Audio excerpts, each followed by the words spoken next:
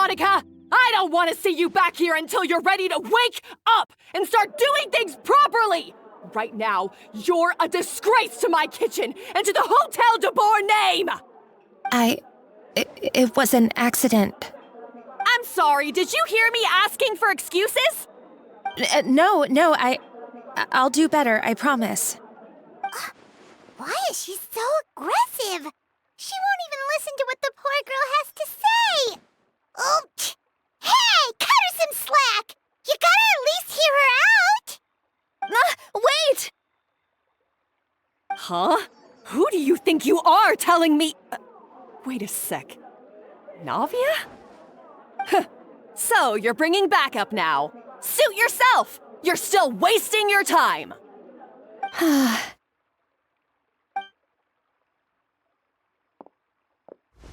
Savannah, is this how you always treat your staff? My staff is right. I'm the one in charge here now. And last time I checked, the Hotel de Boer doesn't take orders from the Spina di Rosula. Of course. How you run your kitchen is none of our business. But when a member of your staff is so overworked he becomes gravely ill, that most definitely is our business. We're going to stand up for him, whether you like it or not. Overworked? I've said it before and I'll say it again. If Fermon can't handle the job, then tough luck. There are plenty of other capable people I can hire instead. But Fermon can do the job, he just... Monica, back inside, now! Huh? But you said I shouldn't come back until... Just do as you're told, and not another word out of you! Come on, we have work to do! Wow, what a horrible person! Sorry. Looks like I've dragged you into some drama again. Her name is Savannah. She's the new head chef at Hotel de Boer. Ever since she took the job, she's been enforcing a brutal work regime and putting a huge amount of pressure on her staff. One guy was so overworked, he collapsed from illness. He's been bedridden for days, and he can barely even talk properly. I'm sorry. It's all my fault. I don't deserve to be a chef. At his family's request, the Spina di Rosula is trying to mediate on his behalf. We're not exactly making a ton of progress, as you saw. Savannah is adamant that Fermont's exhaustion and illness have nothing to do with her or how she's been running her kitchen. She's refusing to have any kind of meaningful dialogue with us. Our next thought was to talk to the other chefs at the restaurant and get a better idea of their working conditions. But with Savannah watching them like a hawk, no one has been willing to open up. And that's why I'm here, doing it the old-fashioned way. Camping out, watching, and waiting for an opportunity. Oh, shoot! It all makes sense now. Sorry. Paimon should have thunk before she spoke. Did Paimon ruin everything? Oh, no, not at all, Paimon. Honestly, the way she was laying into Monica, someone had to step in. I'm sure I would have piped up if you hadn't. And besides, I don't really think I'm built for espionage. Yeah, meaning it's gonna be all the more difficult to get the inside scoop now. Oh, I might as well head back to the Fleuve Cendre then. We'll need to come up with a whole new game plan. Paimon will join you, 'cause this is kinda all Paimon's fault. Oh, guys, it's fine. You don't need to worry about it. That said, if you were planning to visit the Fleuve Cendre anyway, let me take you out for a meal. I'll make sure it's a proper feast. A really famous chef just joined the Spina di Rosula's tavern. Her name is... Sorry to interrupt. I just wanted to apologize for the scene you witnessed just now. We shouldn't subject our customers to that. This is a small token from us. It's some candy from Monica. She asked me to make sure it was delivered into your hands. Monica's the one apologizing? Huh. Clearly Savannah is the one who owes an apology. Our head chef has been a little highly strung lately. Sorry for everything. All right. Since there's candy, Paimon will drop it. Not the candy. Thank you for understanding. We'll make sure to pass your feedback on to Miss Savannah. A little highly strung, huh?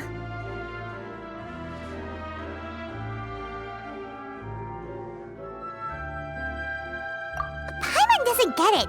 How did someone like her even become head chef? Well, according to Fermat's family, she hasn't always been like this.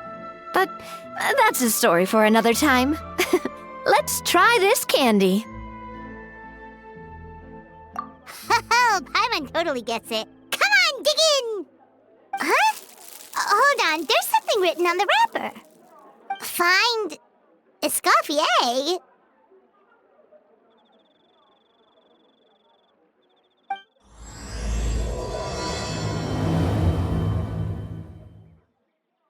Escoffier? Could this mean... Huh? You know that name, Navia? Yeah. Let's stick to the plan and go back to the Fleuve Cendre for now. That's where we'll find it.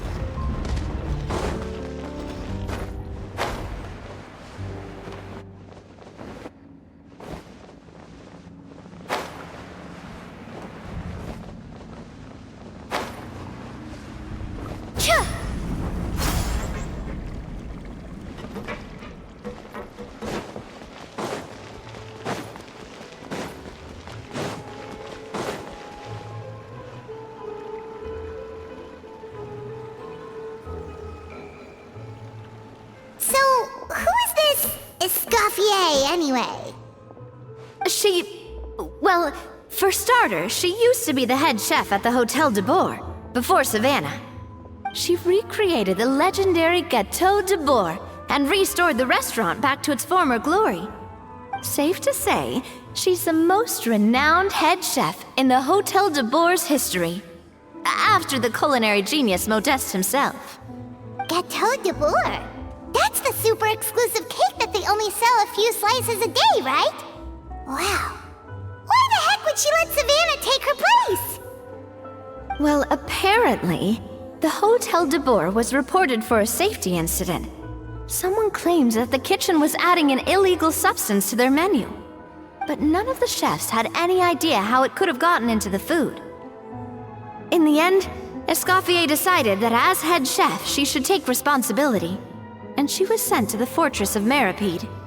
The Fortress of Meripede?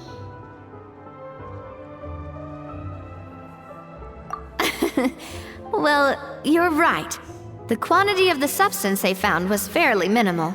Even the guards believed the whole thing was probably just an accident.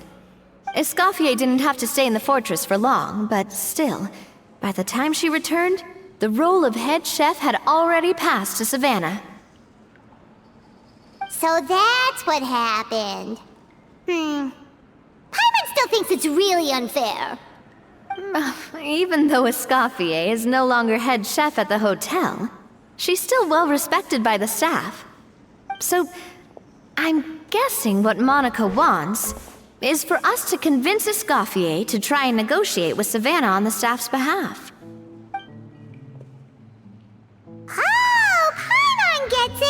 Monica wants Escoffier to come back and kick Savannah out. It's simple. If the new head chef is stressing everyone out, then the solution is just get the old one back. Well, about that. You thought cream of mushroom soup was ready to serve after 3.5 minutes on the stove. You'd have had more sense serving hot water with ice cubes. At least then you wouldn't have wasted all this perfectly good cream and mushroom. What do you say, Hilaire? I'm sorry, Cream. I'm sorry, Mushroom. As you can see, Escoffier is that kind of chef as well.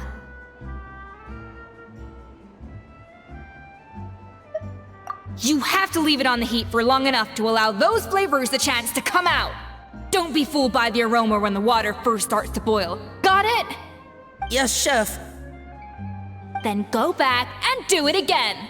The customers are still waiting. Remember where you went wrong and don't repeat the same mistake twice.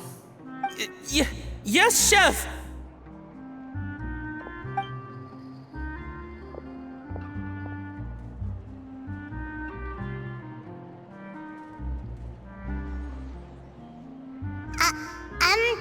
Excuse us, Waiting to be served? Sorry, we're pretty busy. I'm afraid you have to join the line. Oh, no, we're not here to eat. So you're not paying customers? Then I'm afraid the wait will be even longer. It's hard to talk to Escoffier when she's in the zone. Let's take a seat. We can catch up while we wait.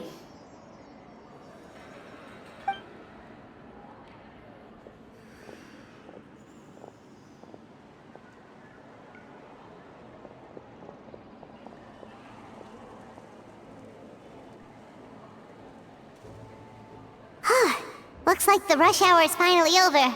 Is it always this busy here? These days, yes. I'd say business has tripled since Escoffier joined as temporary head chef.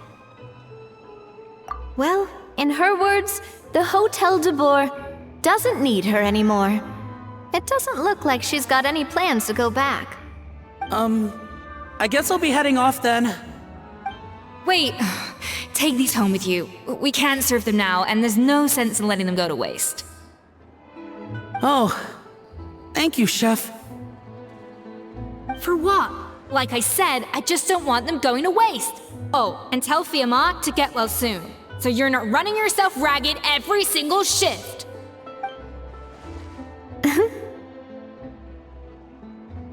Fiamma. That's the second time we've heard that name. Who is that again? He's the chef that fell ill from stress. Hilaire is his son. And with Mom stuck at home taking care of Dad, he decided to pick up some work to help pay the bills. Escoffier knows their situation, so she's been making some extra food every day for him to take home. Hey, I heard that, Navia! I've told you before, no one's making extra food.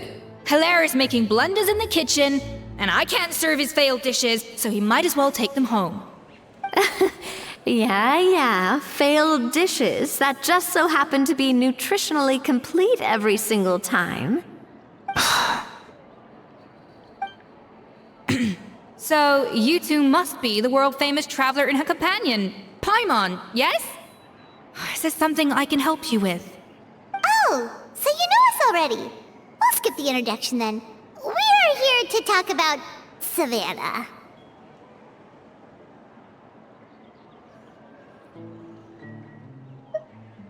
Oh, I certainly am. The Spina's headquarters are right next to the tavern. And I've lost count of the number of times Navi has come to pester me about it. But I don't work for the Hotel de Boer anymore. And being ex-head chef doesn't give me the right to interfere with that business. Besides, I'm the one who persuaded Savannah to take the job in the first place. What? Well, she was a much gentler person back then. A little timid, even. She wasn't at all confident that she was the right fit for the role. That's hard to believe. definitely talking about the same Savannah here? Honestly, I do wonder if she's just emulating me. I mean, I'm not the most pleasant head chef to be around either. Anyway, suffice to say that given the history between us, it'll be tricky for me to tell her she's doing her job wrong without coming across like a huge hypocrite. Fiamar and the others probably think that Savannah gets it all from me. I wouldn't be so sure about that, Escoffier. Look at this note we got from Monica. She mentioned me. Whatever shortcomings you feel you have, it looks like Monica still trusts you. As for the others, well, how can you know what they think unless you ask them? Monica. Plus, it's not like we're asking you to storm in there and raise hell. We're only in the initial phase of our investigation. All we're trying to do is get the other chefs to open up to us. Oh, Monica. Oh, Monica! Escoffier? I can't believe her! Powdered sugar is supposed to be applied sparingly. Look at all that on the wrapper. It's thicker than the sole of my shoe. Unbelievable! I won't stand for this. She has to learn. Come on, we're going. Wait, so now she's,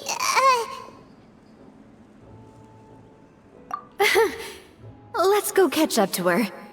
We don't want to keep her waiting.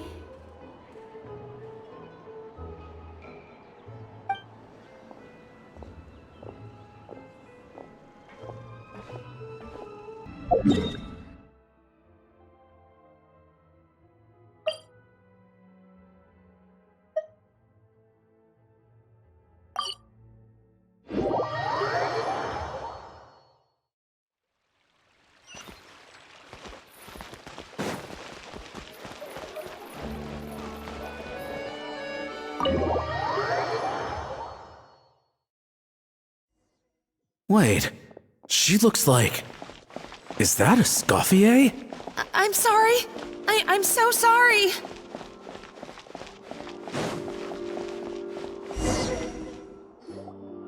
I'm sorry, I'm so sorry. I messed up your order.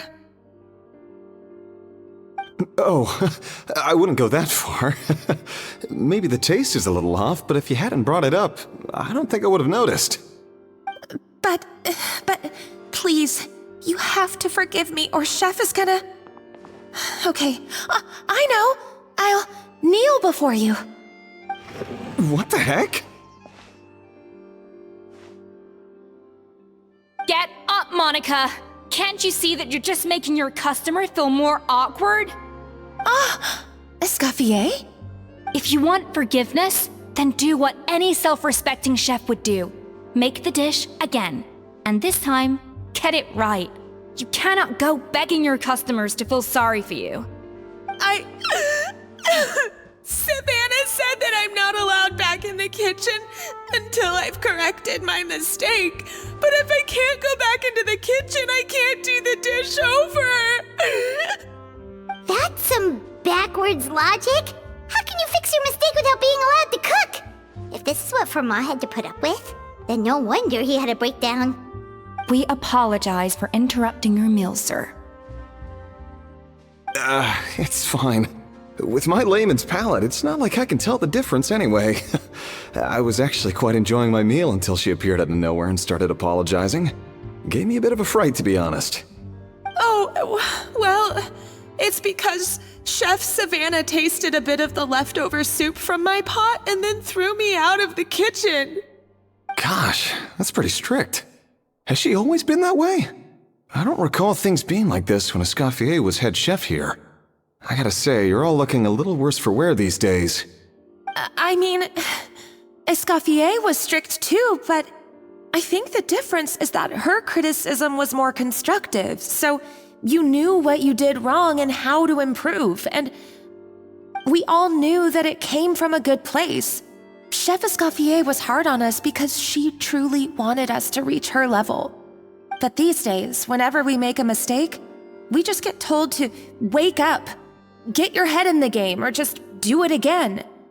And it's only gotten worse since word got out that Chef Escoffier had started working again in the Fleuve Cendre. Monica, you don't need to call me chef. I'm not the boss here anymore. Yeah, but through no fault of your own, what happened back then, that wasn't on you, and all of us know that. That banquet was a huge event, and so many staff were involved every step of the way. With so many moving parts, there's no way of knowing how that lumiline ended up in the food we served. Lumiline? What's that? A new drug from the Fontaine Research Institute, produced from an extract of the lumitoile. Apparently it sharpens the senses, so they used it to treat people with impaired responses to stimuli. Oh, yeah, I've heard about that. They found out you can use it as a flavor enhancer since it stimulates the taste buds. Makes things pretty addictive. They also found that overuse can have mood-altering effects, and even lead to nerve damage. So it quickly ended up on the guard's list of controlled substances. Unfortunately, however, some food products containing the additive had already made it to the market by the time the guards banned it from the restaurant industry. Everyone knows that in all likelihood, someone probably just purchased a batch of contaminated ingredients by mistake. But you took all the blame. We all know why. You just didn't want to see this turn into a place where tensions are constantly running high, because everyone's suspicious of each other all the time. And now look at you, a fry chef in the Fleuve Cendre. What are you trying to say? Sure, the Spina's Tavern is no Hotel de Boer, but come on, it's not that bad, is it? Oh, the Fleuve Cendre, you say? Great. That's where I'm dining from now on. Monica, I'm very happy with my current job. And there's no changing the past. We just have to let bygones be bygones. Besides, at the end of the day, I was the head chef, regardless of whose mistake it was. Ultimately, the responsibility lay with me. If only Savannah was half the boss you were. I'm sorry? Do you have a problem with my conduct as head chef? No, chef. So you do remember who's boss? Escoffier? I thought you'd left this place for good. What are you doing back here? What happened to you, Savannah? Why are you acting like this? When I turned this place over to you, You made me the head chef and gave up your right to tell me how to do my job. You're not the boss here anymore, so stop acting like you own the place. Whoa. Sounds like someone has a chip on her shoulder. Oh, Savannah! My God, have you grown a temper since I last saw you? Have you put even half the amount of energy into improving your cooking skills, or are you still using the Pluie Lotus as an off-brand marcotte, thinking no one can tell the difference? That's none of your business! What happened to not storming in and raising hell? Ho ho! I was not expecting to see something this spicy as soon as Escoffier returned. Huh? Van-Agem? Aye, miladies. Might I make a humble suggestion? Given that we have ourselves a tête-à-tête between chefs at the Hôtel de Bord, I dare say it would be de rigueur to settle this the traditional way. The traditional way? That can only mean one thing. That's right! I'm talking, of course, about the tradition established by Modeste himself. The cooking contest! According to legend, the founders of Hotel de Boer, Modeste and Savelli, used this method to resolve all of their disputes. Everything from petty arguments over next week's menu to disagreements over the strategic direction of the restaurant. The cooking contest would decide who had the final say. Sounds like they had a lot of free time on their hands. Well, it might sound that way to us. But in fact, the cooking contest played an enormous role in motivating chefs to hone their skills, reaching new heights of excellence in the culinary arts. And indeed, The reintroduction of this institution in recent years has surely been instrumental in transforming the Hôtel de Bord into the top-ranking restaurant in Fontaine. Reintroduction? Someone brought it back? Who? What say you, Escoffier?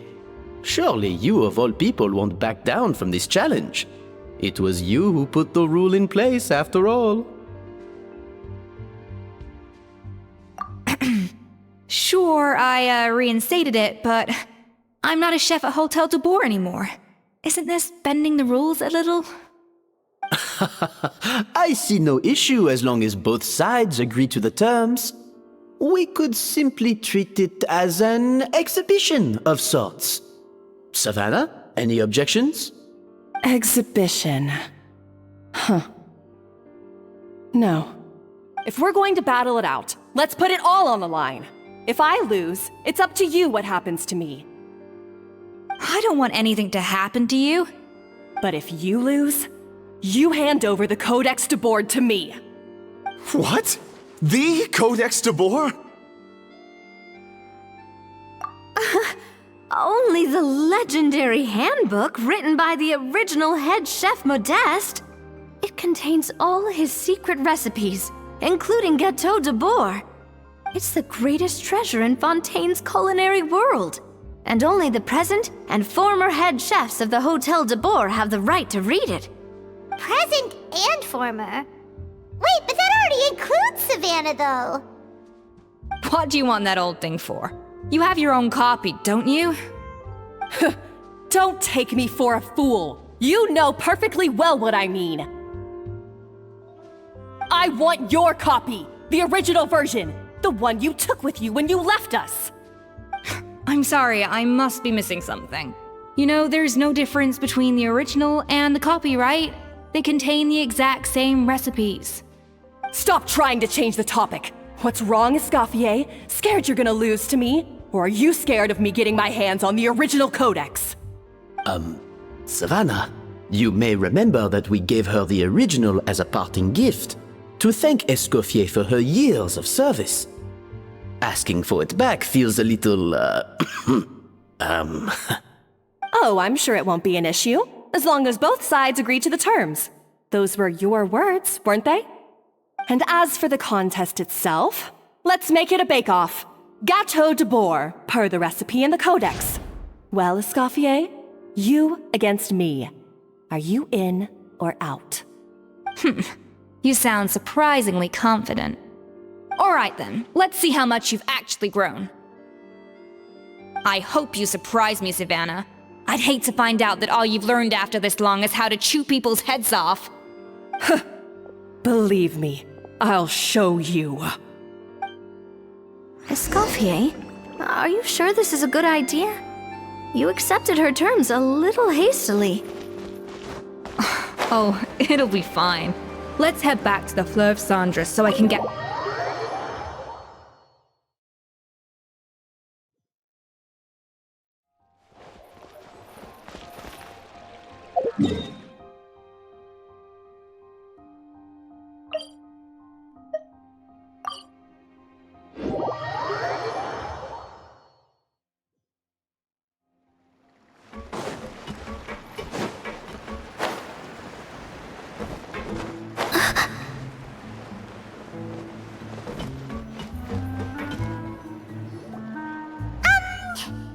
So, this whole bake-off thing kind of came out of nowhere. Was it really sensible to just go along with it? Well, I got a sense that she's holding something back. But we chefs always express ourselves in our cooking. So if she won't talk, this might be the best way to find out what's really going on with her. Huh? Holding back? Sure didn't sound that way to Paimon.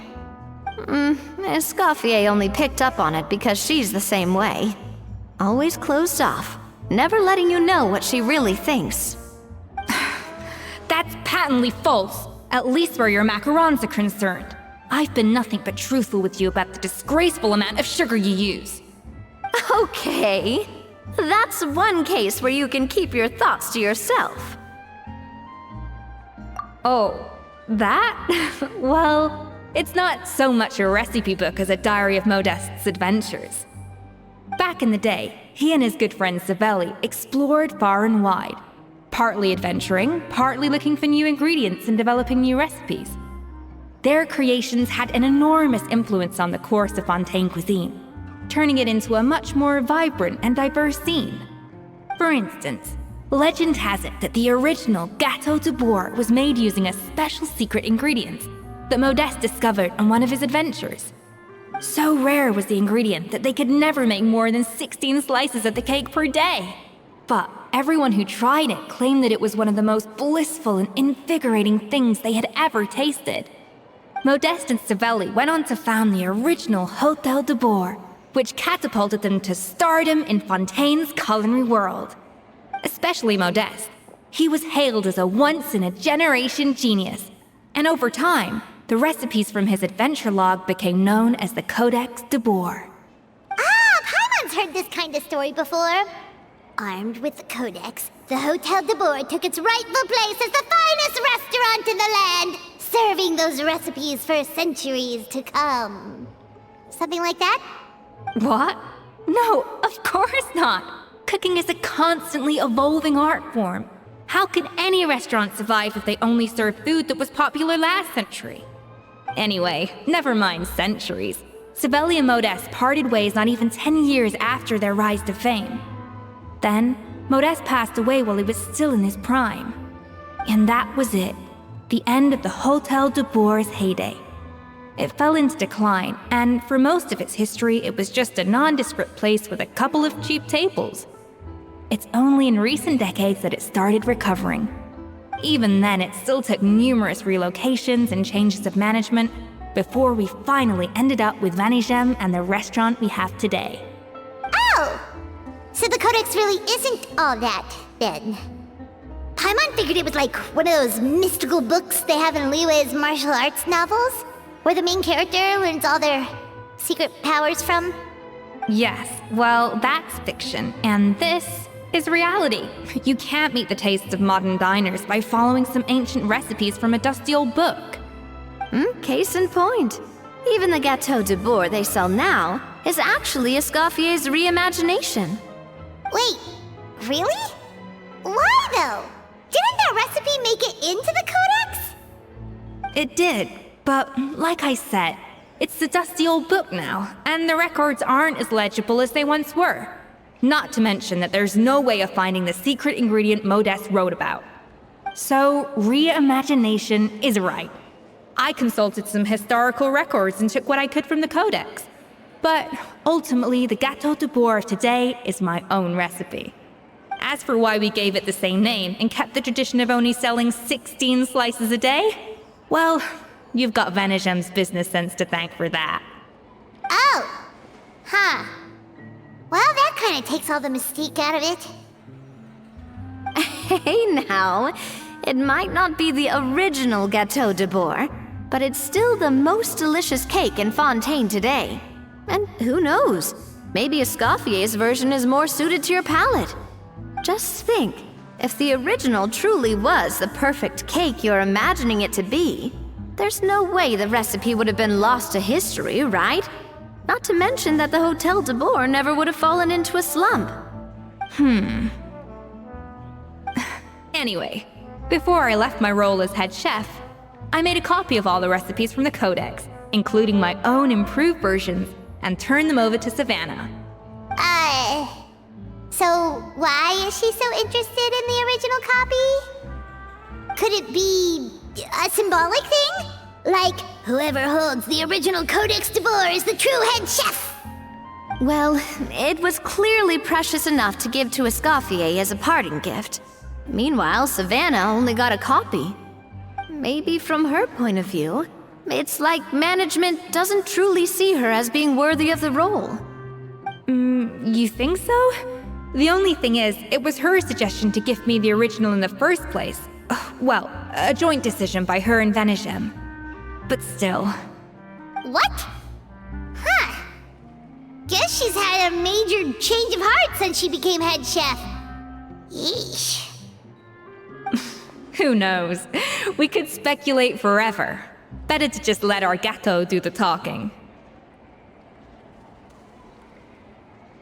It means besting her in this bake-off, and then getting her to explain herself, even if I have to beat it out of her with a spatula. However much she's changed since we worked together, I believe that she still has her chef's pride. And if she respects the art, she'll respect the outcome of our contest. Well, I'm confident that you and your spatula can get justice for Froment. All you need to do now is win the contest. But that should be a breeze for you. Let's not get too ahead of ourselves. Gâteau de bourg is very complicated to make. Usually, it takes 3 chefs working in tandem to cover everything. Now, if I had to push it, I could probably do the work of 3 chefs myself. But I'd prefer to play it safe if I can find a couple of assistants in time. Well, that's easy. The 3 of us are veterans in the kitchen. You just need to pick 2 of us. Well, I have heard the Traveler is an accomplished cook, as well as a warrior. But be warned, I will hold you to exceptionally high standards. Think you're up to the task? Oh, count me in too. I've spent weeks perfecting my macarons after your scathing review. Even if it means competing against the Traveler, so be it. I'll show you what I'm made of. Confident. I like it. Alright, let's start with some elementary mise en place. Show me your knife skills.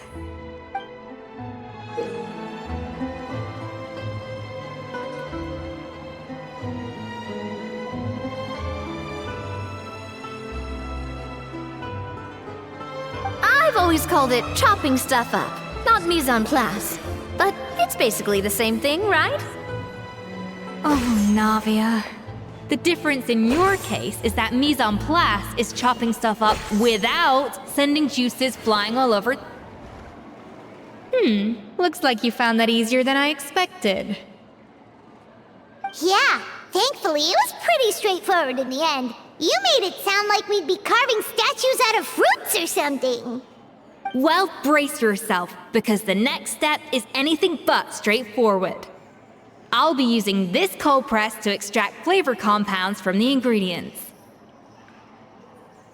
A kind of special food processor I got the Fontaine Research Institute to make for me.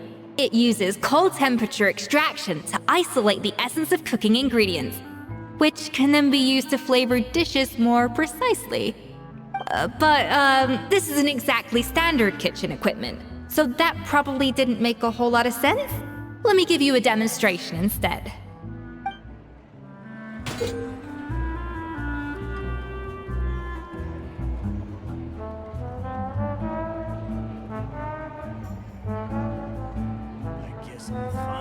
Custom-made equipment from the Fontaine Research Institute, huh?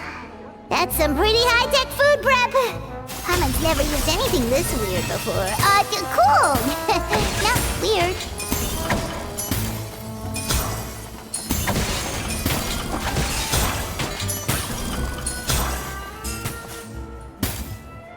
And done. These are the flavor compounds extracted from our ingredients. I processed all the fruit you chopped up earlier. Wow! Even the smell is so much more concentrated. What next? Do we add all this stuff in? Absolutely not! Throwing everything in at once will ruin the balance of flavors. We have to go slowly and carefully to calibrate the exact flavor we want. I'll demonstrate again. Now, watch closely. I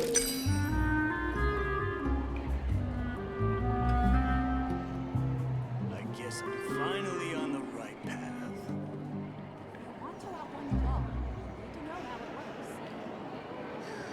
Slowly and carefully. Not a drop too much, and not a drop too little.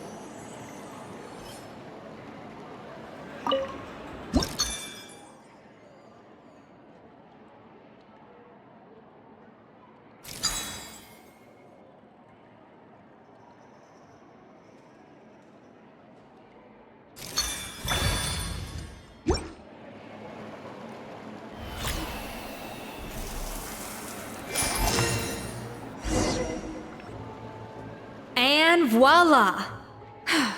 Now it's your turn.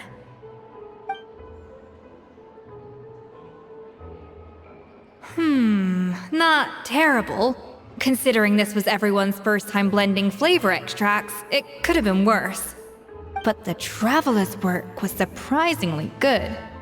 Are you sure you've never done this before? You got almost perfect results on your first try. That goes without saying. Still, credit where credit's due. You did well. Alright, now for the part I've been looking forward to. I want each of you to cook something from the Hotel du Bois' current menu. I'll judge your submissions and give you a final score. That's right. The true test of your cooking skills is the finished product. It'll be good practice for the contest itself. Now get to it. Chop chop!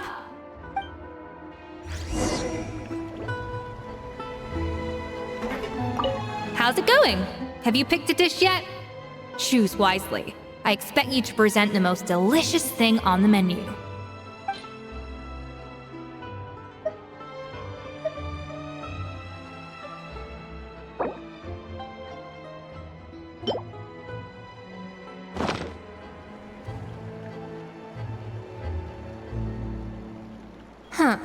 I know this doesn't represent what you're capable of. Try again, and this time, I want to see you make a proper attempt.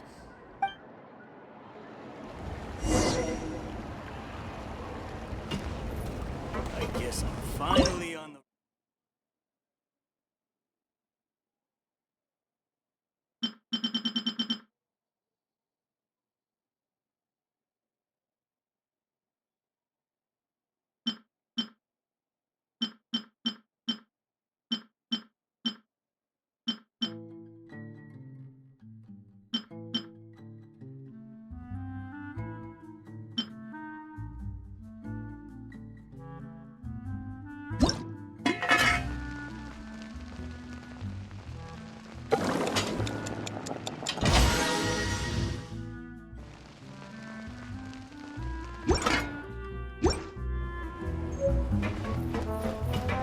How's it going? Have you picked a dish yet? Choose wisely. I expect you to present the most delicious thing on the menu.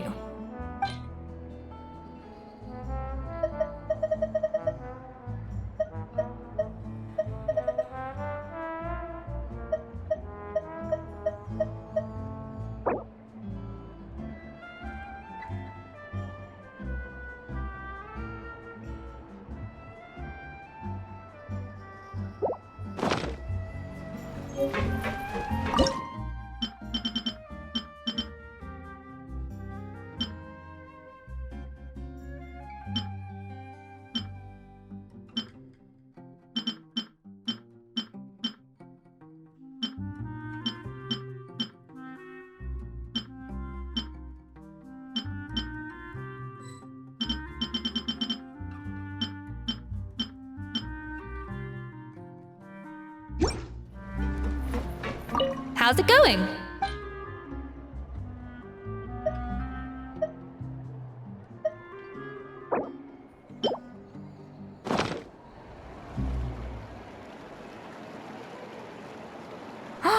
Look at that! With the grace of a snow-winged goose, as I like to say. Now, let the grating commence.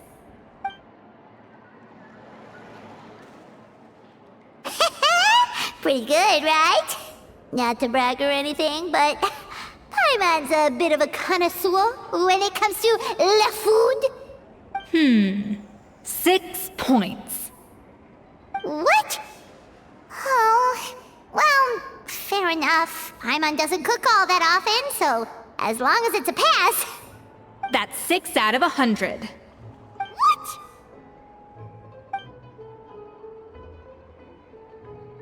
You say you're a connoisseur, but it's quite clear from this dish that you have far more experience consuming food than creating it. By that logic, I suppose you think listening to Lady Farina on repeat every day would make you an opera singer. Aww. Me next!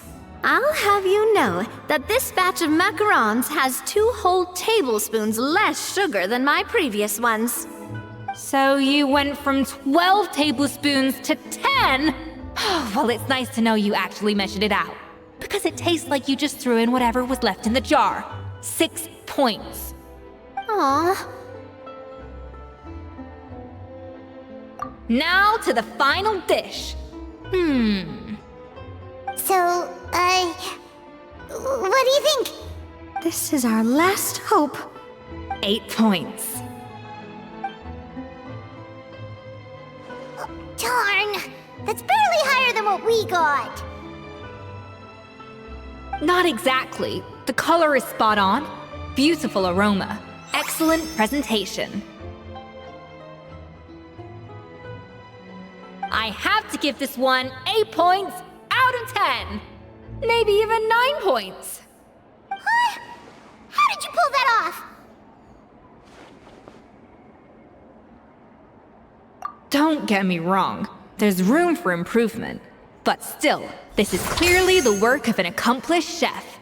I can tell that you've put many hours of work into honing your skills in the kitchen. I can really taste the grace of the snow-winged goose in this dish. The traveler's journey, with all its trials, tribulations, and setbacks. Not to mention the frustrations of having a picky eater for a partner. Hey, you made that last part up! No way did you taste that!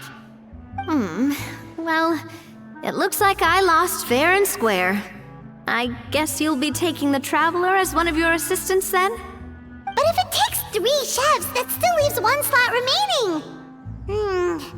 Maybe Paimon and Navia should keep practicing and see how it goes? Chef Escoffier!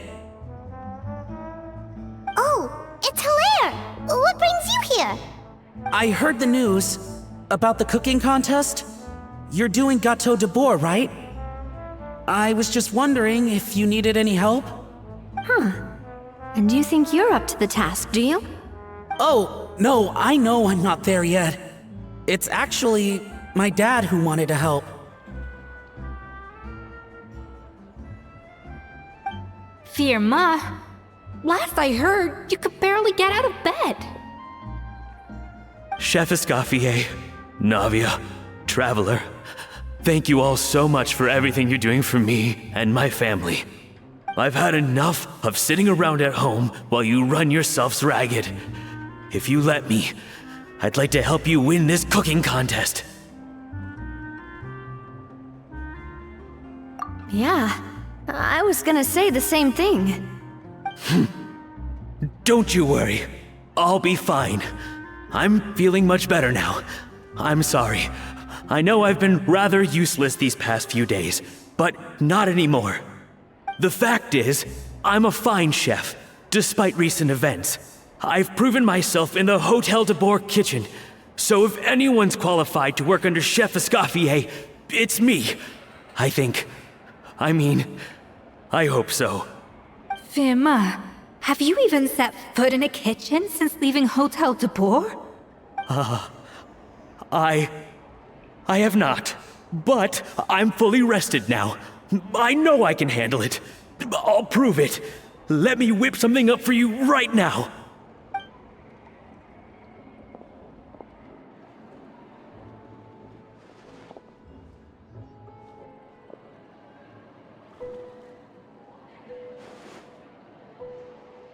Huh?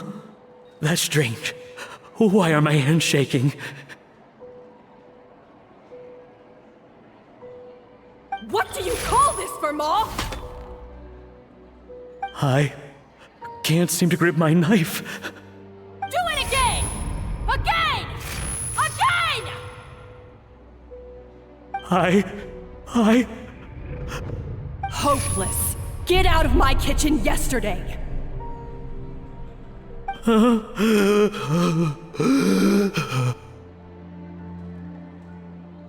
Dad, what's wrong? I don't understand. I was feeling so much better, and then Will I never be able to work in a kitchen again? Dad, talk to me. What happened? I think the real issue here is not physical exhaustion, but psychological trauma. Monica, when did you get here?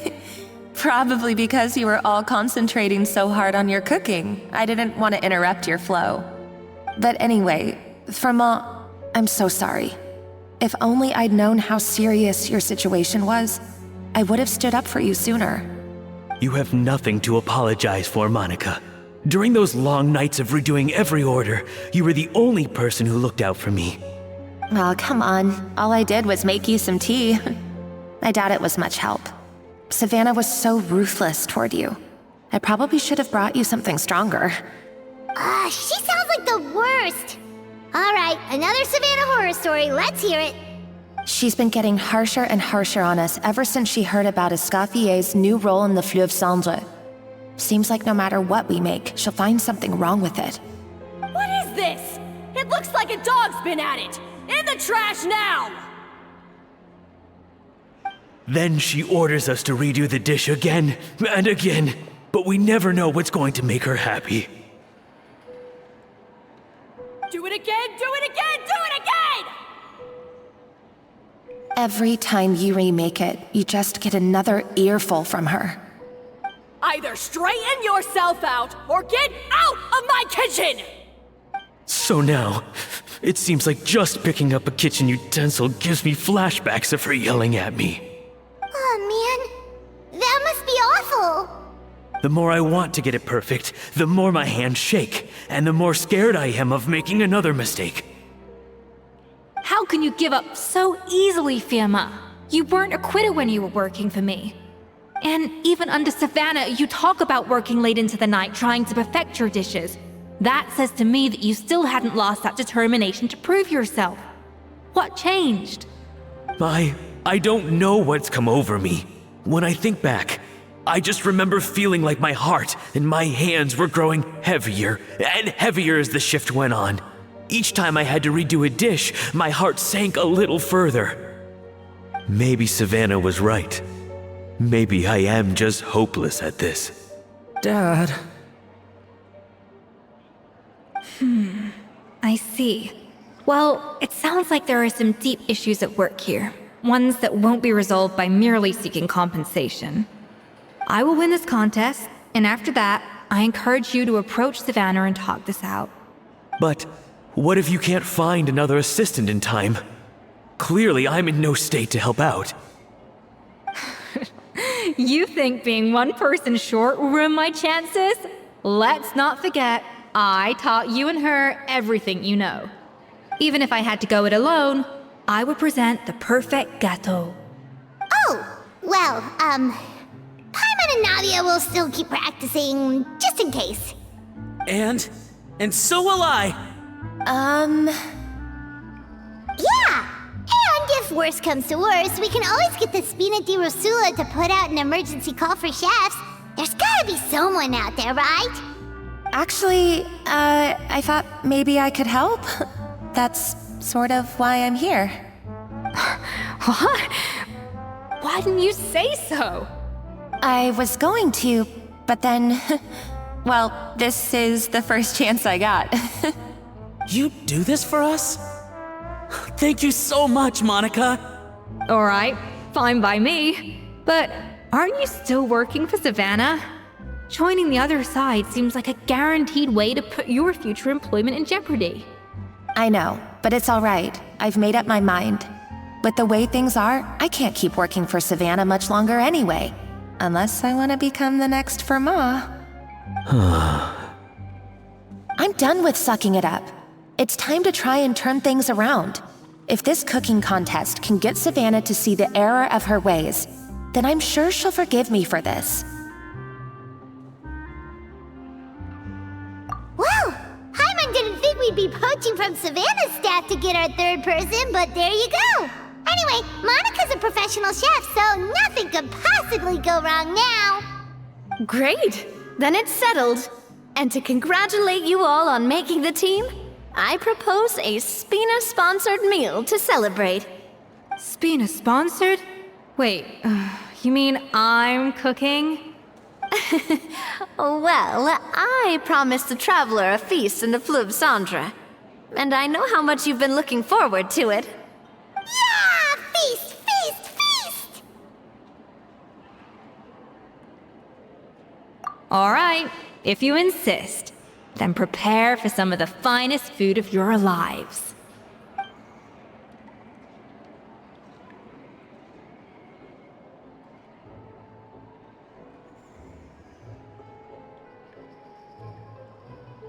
That's not a bad idea, actually. Wait, hold on. You need to finesse that further.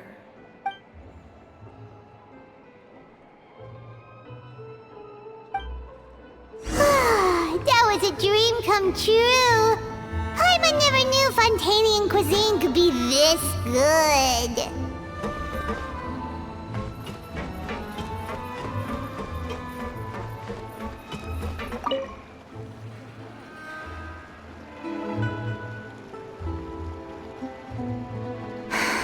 Why, Savannah? Why? Oh, nothing. I was just flicking through the original Codex de Boer. I wanted to see if there was anything I'm missing. Something I hadn't noticed before. That might explain why Savannah's so desperate to get her hands on it. But I can't find anything. It's just some hastily scribbled recipes in between diary entries from Modeste's adventuring phase. And most of it's not even legible anymore. The copy I gave her not only has all the recipes in full, but even includes my own private tips and notes from years of experience. Surely that's infinitely more useful than this old thing.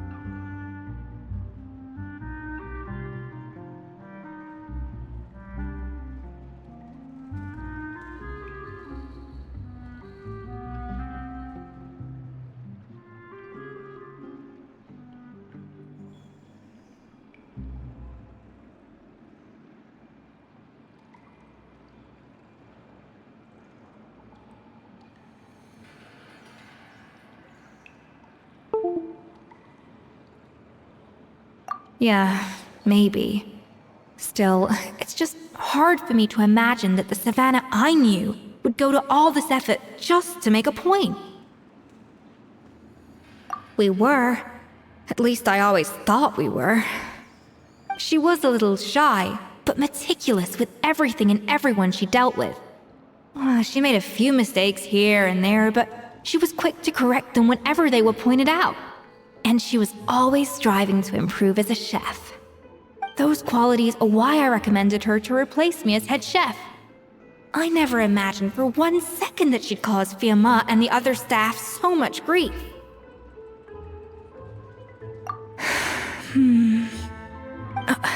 Well, I mean to an extent, of course. I pushed hard for her to get the role. And the idea that she turned out like this because of me is difficult to come to terms with. I wonder if this is how Modeste felt back when he was writing the Codex. Yes, with his good friend and co-founder of the Hotel de Boer, Savelli. The story goes that after Modeste unveiled his Gâteau de Boer and was hailed as a culinary genius, he was admired and adored by all. But his newfound fame slowly drove him and Savelli apart. Unlike Modeste, whose every new creation was an instant hit, Savelli seemed to face setbacks at every turn. Doors that would swing wide open for Modeste would shut in Savelli's face. And with Modeste being whisked off to all manner of functions by his celebrity friends, he had less and less time to discuss the culinary arts with Savelli. People started gossiping about Savelli, and their relationship between the two gradually soured.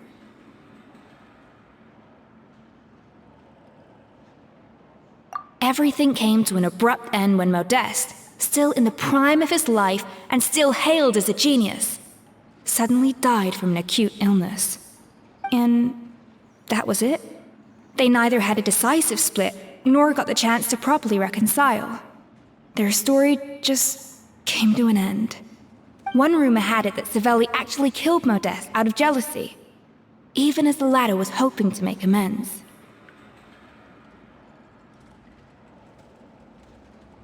Unlikely. It's a popular theory, but there's no real basis for it. At least there are no records of Savelli ever being convicted of a crime. Still, beyond a point, there's no way of knowing what truly happened in the past. All we can do is try to make sure the present doesn't quite go as badly. And that's why I have to win this contest tomorrow. Then get the truth about everything that's been going on, even if it means cracking her open like a nut. Really? Well, I like the confidence. Don't let me down tomorrow, then. You better bring your A game.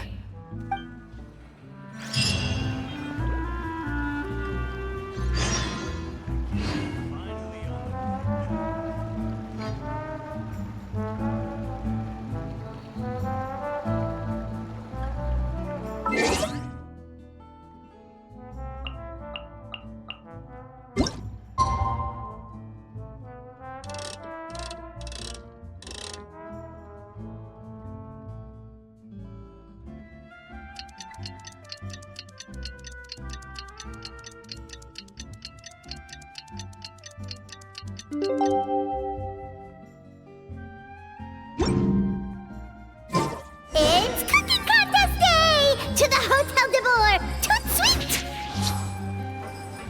But my reason...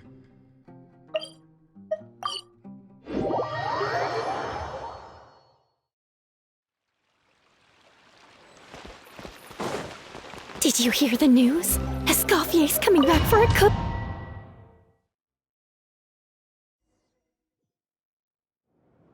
Mesdames et messieurs, welcome one and all to the Hotel de Boer and to this most exciting of cooking contests. Savannah, I've brought the original copy of the Codex you asked for. Monica? Huh. In the interests of fairness, this contest will be conducted in a double-blind format. Once the dishes are complete, they will be sent to the back of the kitchen where they'll each receive a label.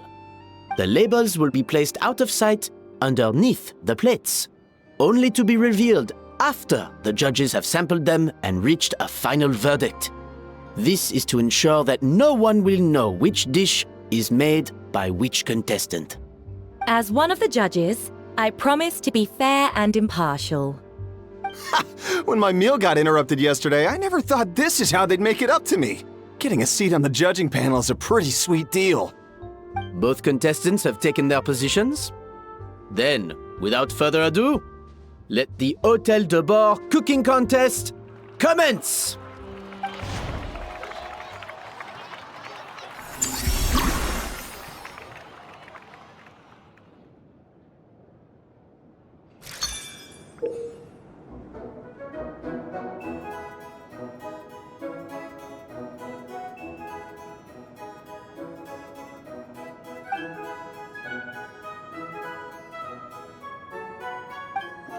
Monica, Traveler, it's go time. Even the best chef in the world can't flavor their food without prepping the flavoring, right? Even the best chef in the world can't flavor their food without prepping the flavoring, right? Alphonse, Gaspard, get to work! Do not disappoint me. Looks like our two head chefs are raring to go. Like an oven on full blast, this competition is quickly heating up.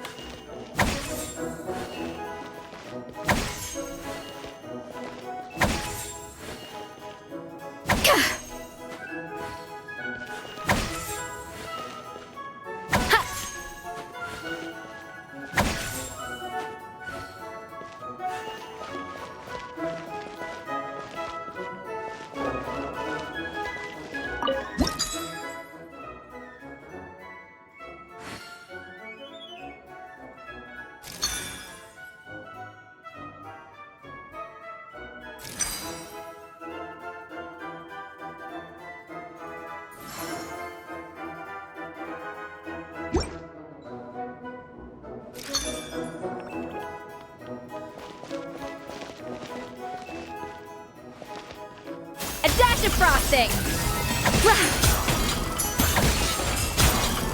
That should be enough flavoring. Now hurry up and balance the flavors.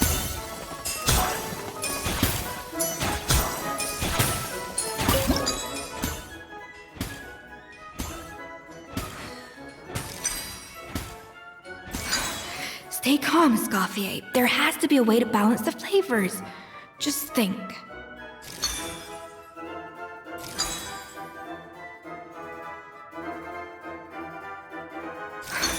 What are you doing, Escoffier?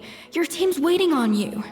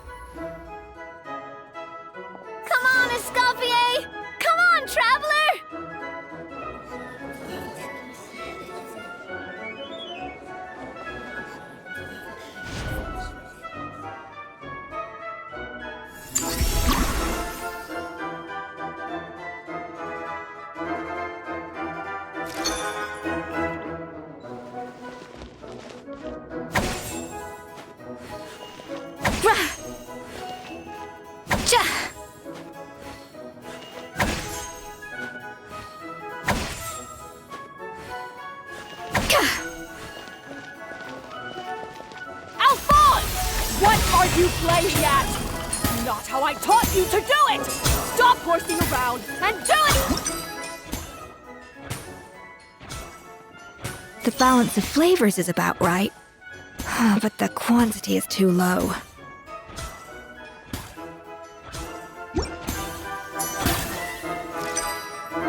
Yes, Chef! Oh, tension in the ranks on Team Savannah. Will this slow their progress? Goodness sake, Savannah, what are you doing? Oh, get it. I've got to focus on my own dish.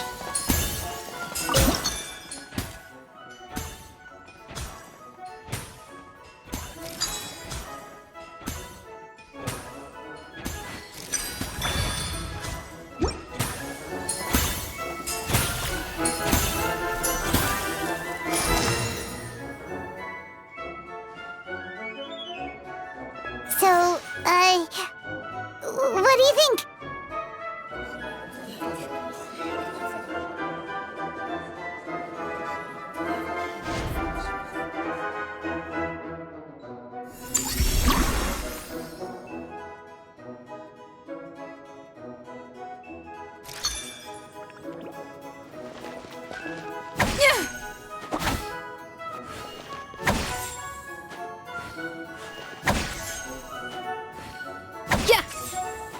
Escoffier is already on the final step of the recipe.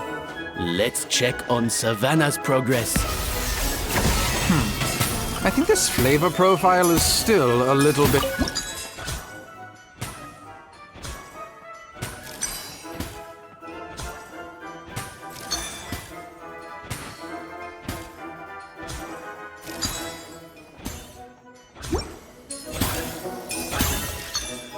Enough! Oh, useless! Both of you, make like an egg and beat it! I'll do it myself. Wow! Is Savannah serious? Can she really make...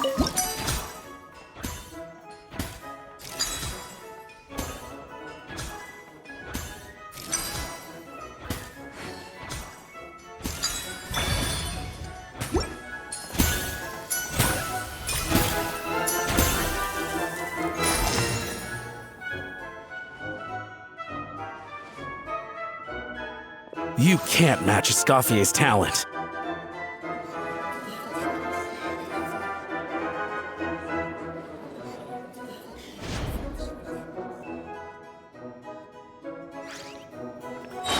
I present to you Gâteau de Bourg.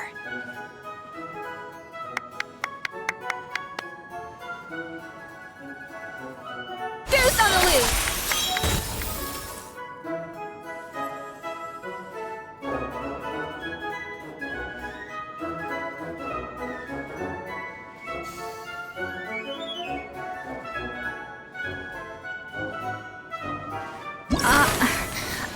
I was just exercising caution. I had to make sure everything was perfect.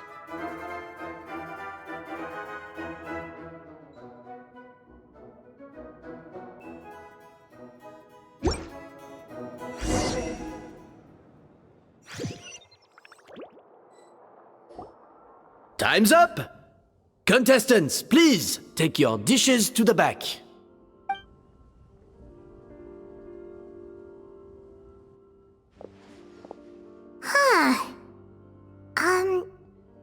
That guy was right. You really can't tell whose is whose just by looking at them. We both made the same dish after all. For all her flaws, Savannah's a talented chef who earned my recommendation for good reason. She wouldn't screw up something as elementary as the cake's appearance. Whoa! This is really rather good. Wonderfully soft and fluffy. Beautifully sweet. This is a masterclass in how to make Gâteau de Bourg. I would give this one at least 9.9 out of 10! Only because there's something about the flavor of the base. It's just a little different from the recipe I'm used to. Huh? Really? I couldn't tell.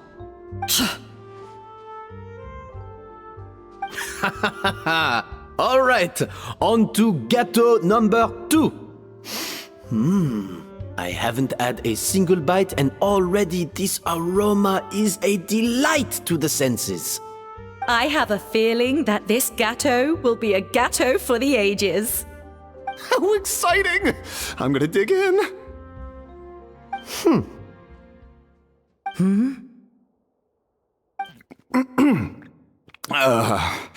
I think maybe someone got a little carried away when they were adding the sugar. Not just the sugar, it's the flavors too. This is all over the place. Who made this?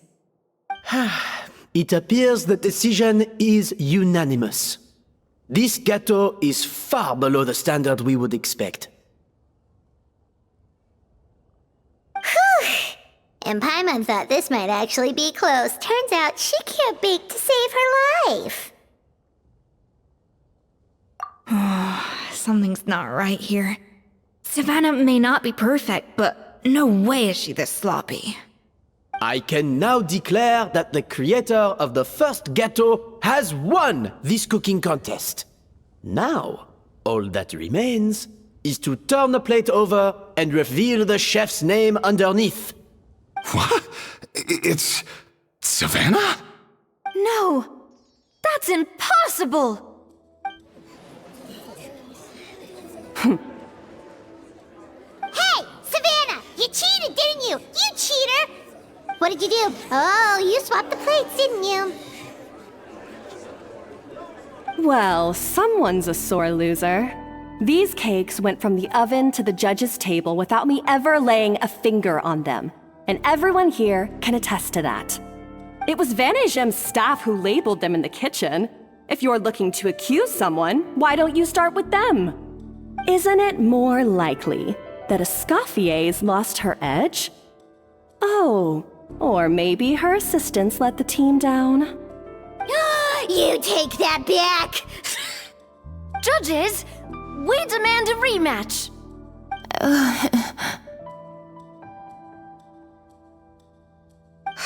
That's enough! What's done is done. As head chef, or rather as team lead, I take responsibility for the dish I served. Whatever went wrong and however it happened, I should have spotted it. Savannah, I didn't think you'd stoop this low just to beat me in a bake-off. What happened to your chef's pride? I don't know what you're talking about. If you want the Codex de Boer that much, you can have it. Escoffier, no! But you must promise me that you'll apologize to Firma and compensate him for everything you put him through. It's a little late to be negotiating terms. The contest is over and I won. That means you owe me the Codex, and I owe you nothing. Look, Savannah, you may have fooled everyone else, but can you really fool yourself? What I'm offering is to accept defeat without looking to expose what you've done.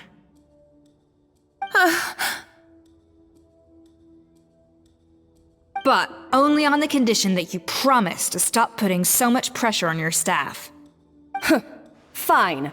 I'll treat this as your final handover of duties from one head chef to the next. So, will that be all, ex-head chef? Or is there any other unfinished business you'd like to leave in my hands? I didn't mean that to be a scolding from your former boss, just a word of advice from a fellow chef and a friend. But I don't know if you're even open to input from other people anymore. I know what I'm doing. I don't need your advice. All right, fine. I'm glad to hear it.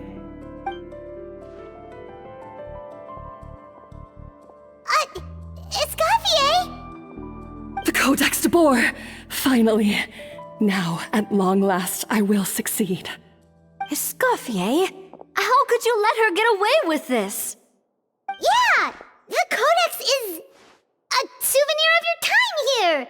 Doesn't that mean anything to you? It's alright. It was just a bake-off, not the end of the world. I'm already over it. Besides, it's not all bad. She agreed to compensate Firma. That's mission accomplished for the Spina. Honestly, if I'd have known that giving her the Codex would solve everything, I'd have just done that in the first place. I mean, why bother with the whole cooking contest? It's such a waste of time and energy.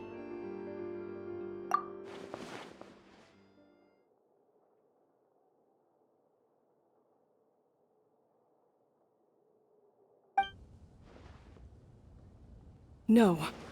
No! This doesn't make any sense! Huh? That's it? No secrets, no nothing? I don't believe it! This can't be happening. Oh, Chef Savannah!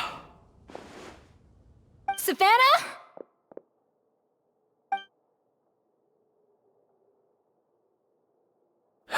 It's nothing life-threatening.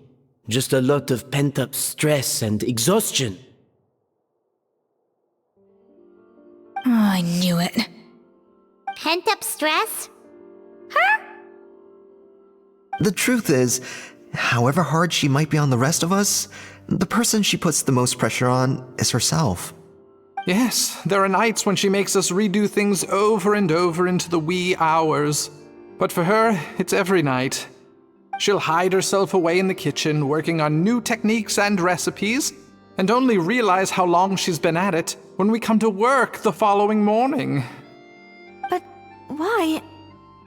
Why would she do that? Our best guess is, she doesn't want to be seen as less of a chef than Escoffier. And there it is. Even so, that's no excuse for taking her anger out on the rest of you. Yeah, and it's definitely no excuse for cheating in the cooking contest. About that, we honestly have no idea how she did it. We were focused on our own work the whole time, like she asked. Leone and Algalia were the ones I tasked with labeling the cakes. I've already spoken to them both. They're at a loss to explain it too. Not to worry. Come on, join me downstairs. I'll interrogate the guilty gâteau myself.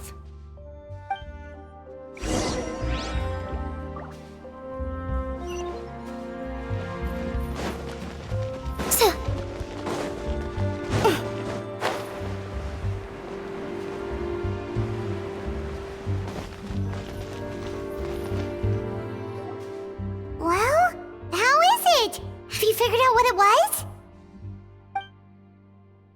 Oh, this is aggravated assault on my palate. I'd rather eat wet cement than this. Is it really that bad? I made sure to taste test it before it was served. Oh, relax. This isn't your cake. Savannah never switched the plates. The offending flavors are coming from in between the icing and the cake base, which means someone tampered with it while it was being made. Or in other words, we have a traitor in our midst.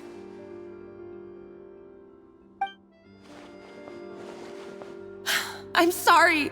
I was forced into it.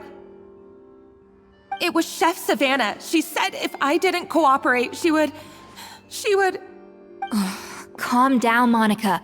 I've already accepted defeat. And if I wanted retribution, I would have brought this up when the results were announced. Whatever's going on with you, just spill the beans. There's no need to hide it.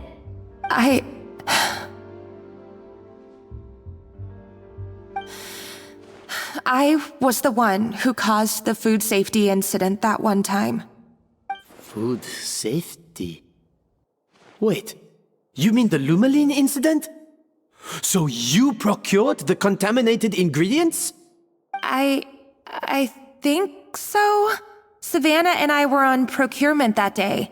I didn't check everything as well as I should have, and so I let contaminated ingredients make it into the kitchen. But I swear I didn't do it on purpose. I had no idea there was an issue with them, and I didn't know it would end up with Escoffier going to jail. But the last thing I expected was for Savannah to use it as leverage to blackmail me with... This is crazy! So Savannah pressured you into sabotaging Escoffier's cake by threatening to expose your secret if you didn't?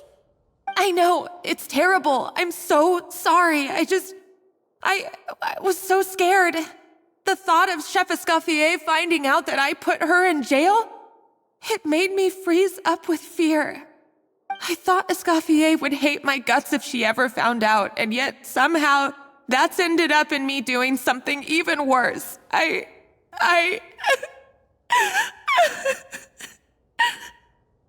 Seriously? All this fuss over a little slip-up? Huh? Firstly, it's not like I got a life sentence. I did my stint at the fortress, and now I'm out. And secondly, I had my own reasons for leaving the Hotel de Boer. This wasn't the only factor. So, you don't need to feel ashamed or frightened or anything like that. Any more than you need to add butter when you're pan-searing foie gras. You mean... you forgive me? Oh, well, I'm not saying you don't have to take responsibility for your mistakes. You should tell Vanagem to mark down your performance for the past few months. Then do some digging and find out exactly where those contaminated ingredients came from. Sure, you've made mistakes, but now's the time to fix them. Understood? Understood.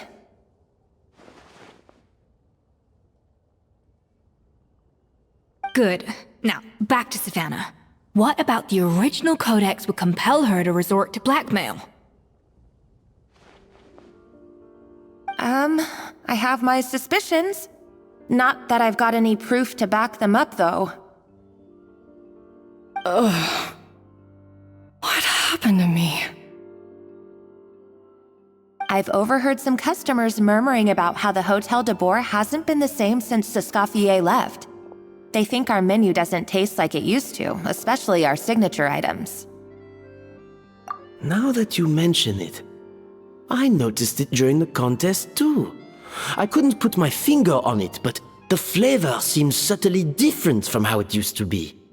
But the difference was so small, I'm sure no one would notice it besides our most loyal customers and true dessert connoisseurs.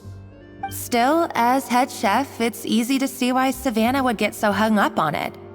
So many times I've seen her make the cake base over and over again, late into the night, determined to match Escoffier's version. But something's always slightly off every time. Yeah, I've noticed that too. Never really gave it much thought, though. Thinking back on it now, it's clear that Savannah's been in a downward spiral ever since Escoffier left. She wants to prove that she can fill Escoffier's shoes. That's gotta be the reason. But after countless setbacks, she's getting more and more unhinged. And at some point along the way, she switched from doubting herself to doubting Escoffier. Doubting Escoffier? For what? Yeah, it would explain why she was bent on getting the original at any cost. She must have thought Escoffier purposely omitted key details from her recipes when she copied them out. Also, she could retain her place as the #1 chef in Fontaine, the only one privy to all the secrets of the trade. Oh, for goodness sake, what a stupid idea. Of course. Then she finally got the codex only to discover that the secret recipes she's been pining for don't exist at all. Seeing how utterly wrong she was must have been a real shock to the system. It probably brought up everything at once. It overwhelmed her, and she passed out. There's still one thing that doesn't make sense, though. If Savannah had the real recipe all along, how come it tasted different? She might not be on the same level as Escoffier, but surely after like 50 attempts, she'd get it right one of those times. You'd think so, but geniuses like Escoffier are in a league of their own.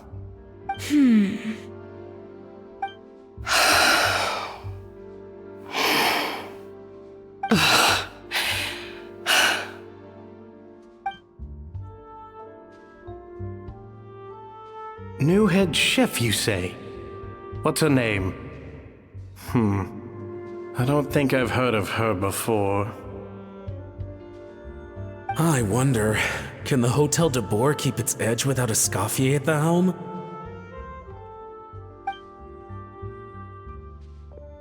This tastes different from last time. Is it undercooked or something?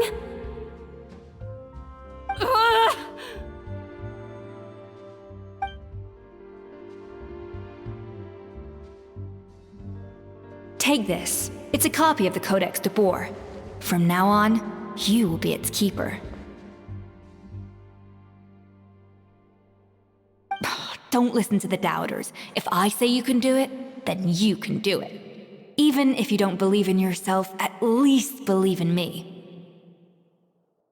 Hey, did you hear me? Once I'm gone, the restaurant is all yours.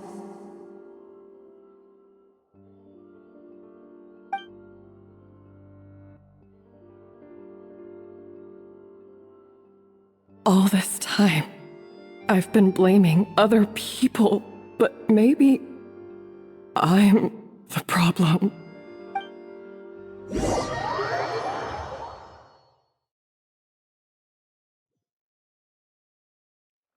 I sincerely apologize for putting everyone out. Savannah's awake now, but I don't think she's ready to speak to anyone yet. Let's give her the day to calm down. I'm sure you'll have the chance to talk everything out tomorrow. In that case, I'll go and update for Ma and his family. I wonder what he'll make of all this. So, we'll come back tomorrow then.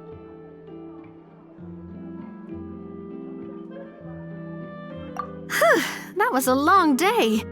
I think I've earned myself a sweet treat when I get back home. Oh, nice! Macarons? Or are you gonna switch it up this time?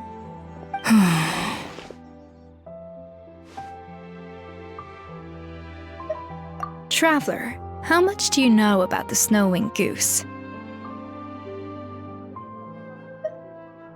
Every year, they migrate long distances in search of a suitable home. There's always one goose at the front whose job is to lead the flock. Fontaine poets often use the image of that goose to explore the ideas about leadership and genius.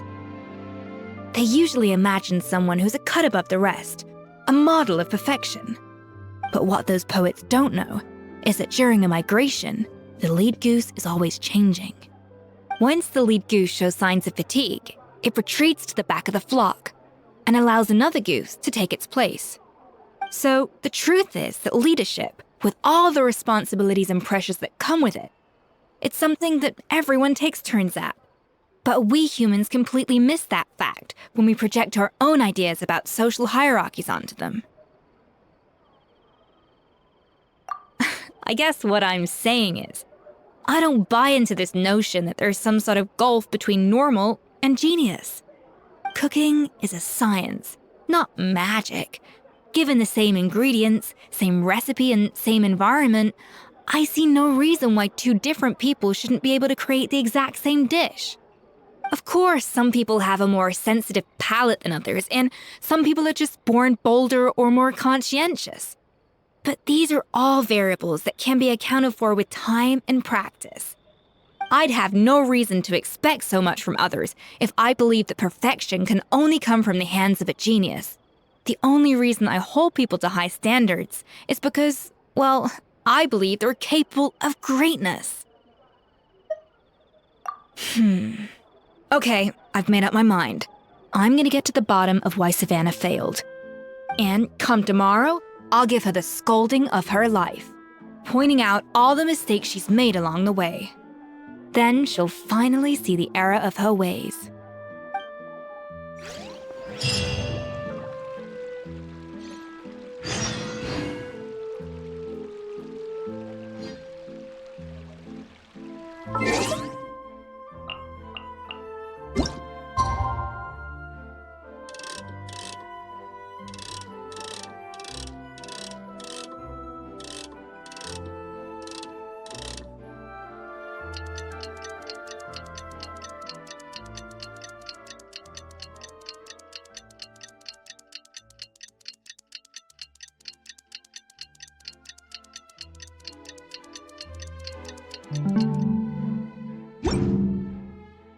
The best rattan furniture is made from strands that are smooth, thin, and strong like silk.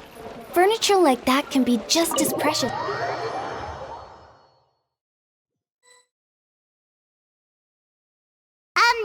Why are we here so early? Our meeting with Vanagem isn't for a while.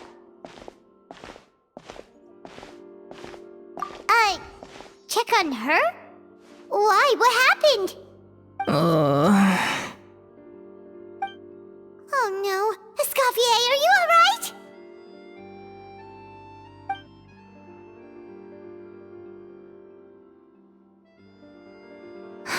I'm fine. Just need to get some more coffee in me. Huh? What happened to my coffee? Did I really drink it all? Alright. Thanks. I appreciate it. Well, there's cooking facilities here. Or we could just grab a cup of coffee from Cafe Lutece, but either way, hurry!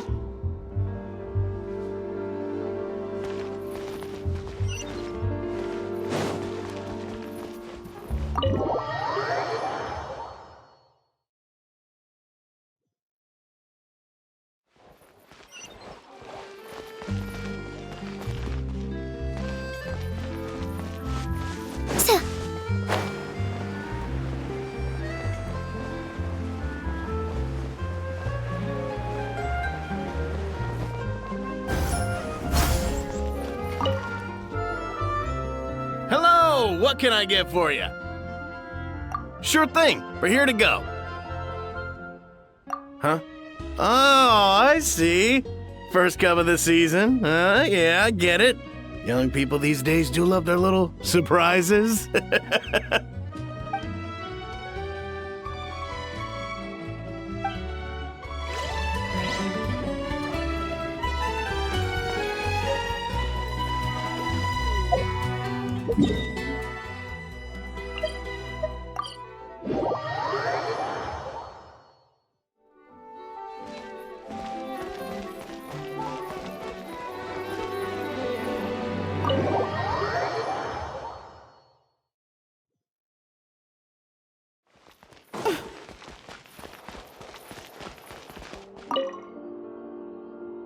Coffee. Need coffee.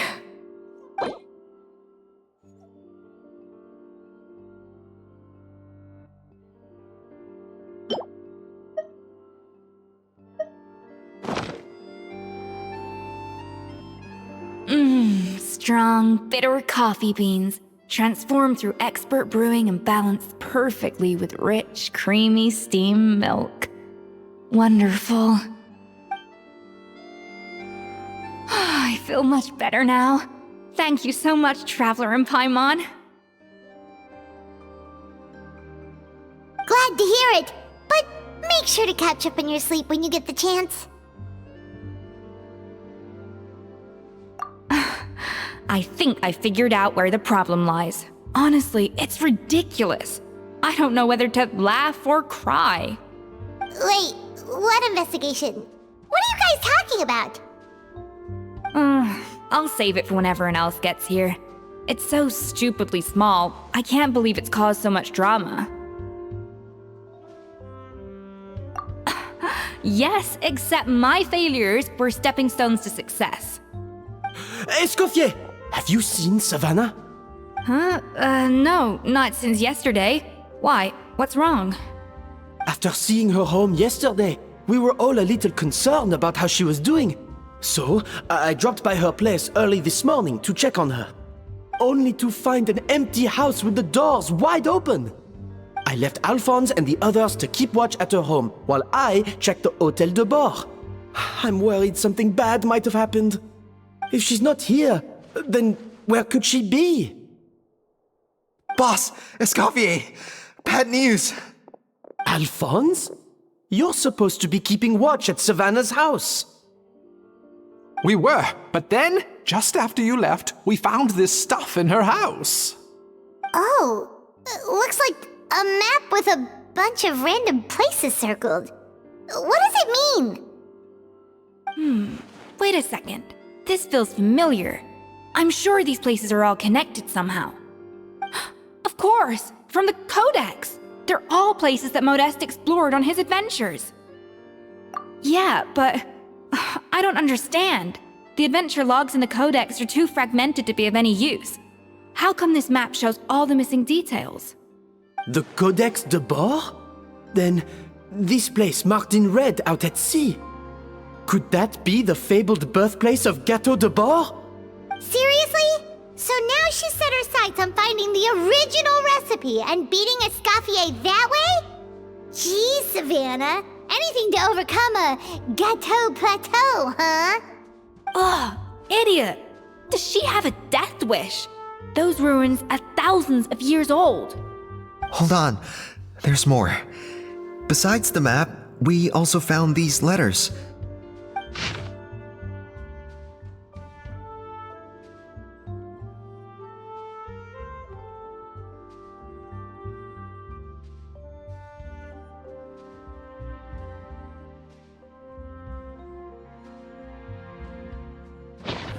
It was you. You let the Lumaline through, didn't you? It sounds like a threat letter. Does this mean that Savannah was responsible for the safety incident? And not Monica after all? Retrieve the codex by any means necessary. So the cooking contest and the cheating. Someone else was behind her pulling the strings? She's keeping the true recipe to herself. Ugh, this is all such a mess. Paimon needs a second to process this. First, we thought that Savannah forced Monica to cheat in the cooking contest. But now, it turns out that someone else forced Savannah to force Monica to cheat?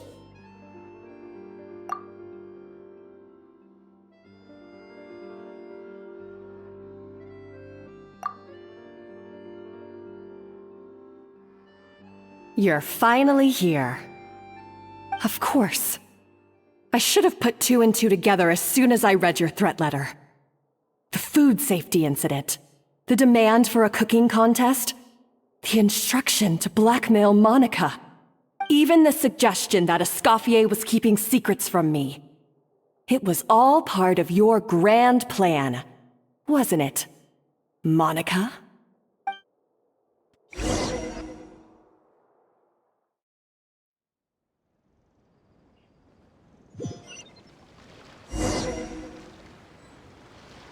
We should be getting close to the spot marked on the map. Of all the stupid things she's done, this really takes the cake. The moment we find her, I'm gonna curse the living daylights out of her.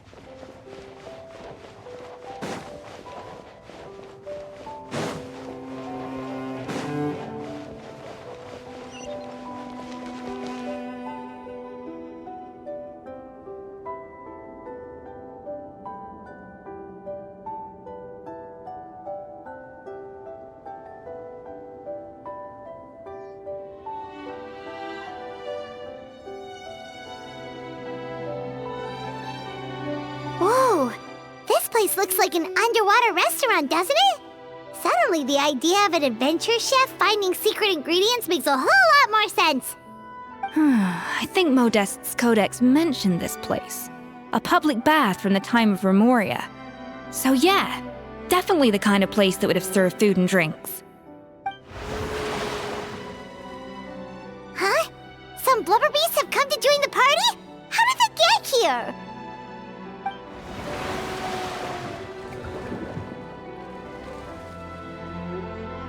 Aw, they ran off! That could be easier said than done. Something's blocking the entrance. Well, did Modeste mention it in his adventure logs by any chance? They must have gotten through somehow.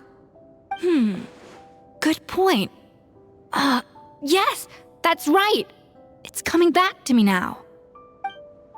We prepared a banquet for our shy little guests, and as the food flowed away on the current, they broke into a joyous chorus, and the path opened to us. We have to feed the blubber beasts? With what? There's nothing here besides rocks, romaritime flowers, and lumitoile. See, this is why you should always bring snacks. You never know when you're gonna need them. Now we have to head all the way back to shore and grab some. There's no time for that. Romaritime flowers and lumitoile will have to do. They may not look appetizing to us, but who knows? They could be Blubber Beast delicacies. Wait, we're seriously gonna try this?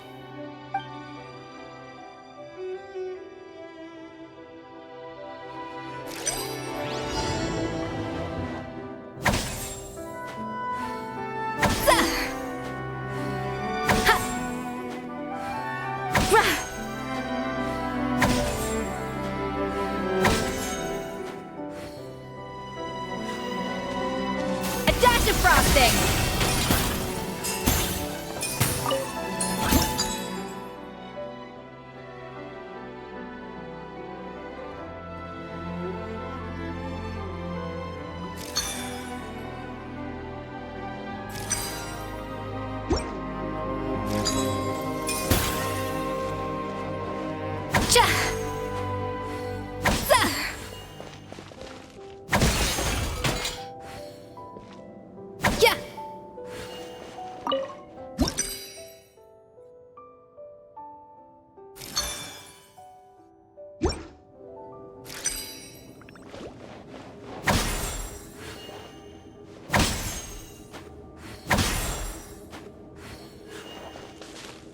To the freezer!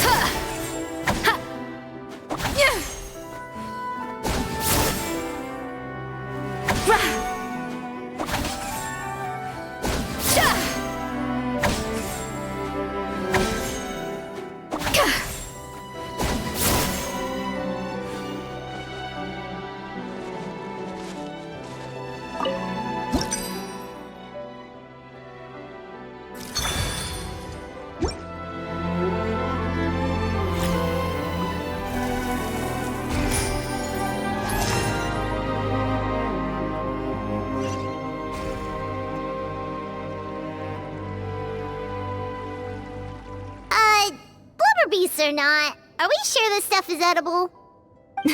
Trust me, they'll love it. Oh, good question. If we try to put them in the pool, we'll probably just scare them off again, and who knows how long they'll be gone. Yes, we can't afford to wait for them to double back. What was it that Modeste said again? Something about the food flowing away on the current.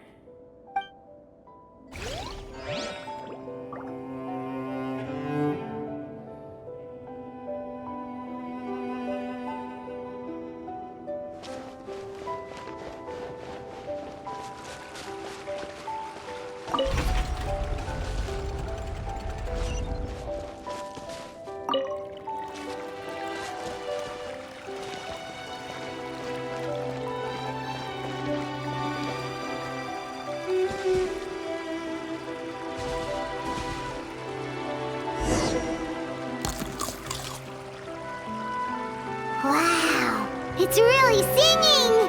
It must taste better than Paimon thought!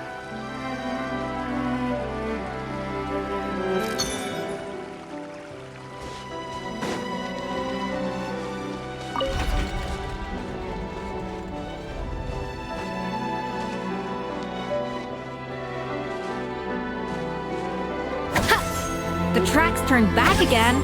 Oh, so annoying.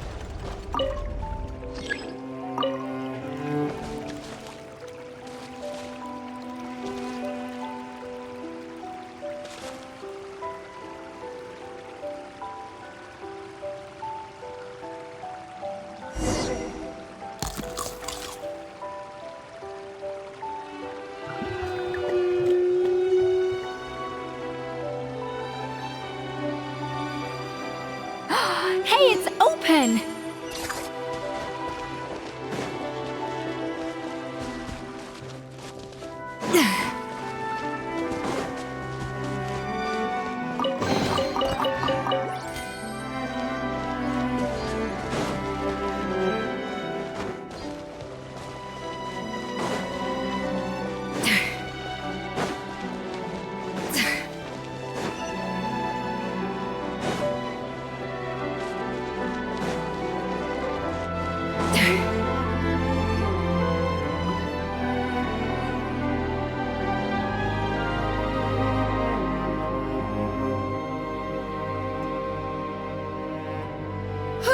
Hey, give me your water. Here. I said your water, the one you just drank out of? Sure.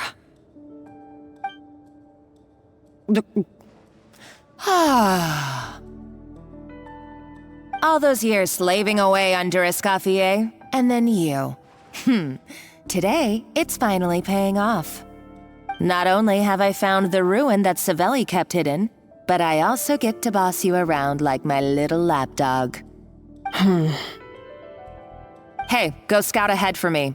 If we need to do any more blast tunneling, I want to know where to lay the explosives.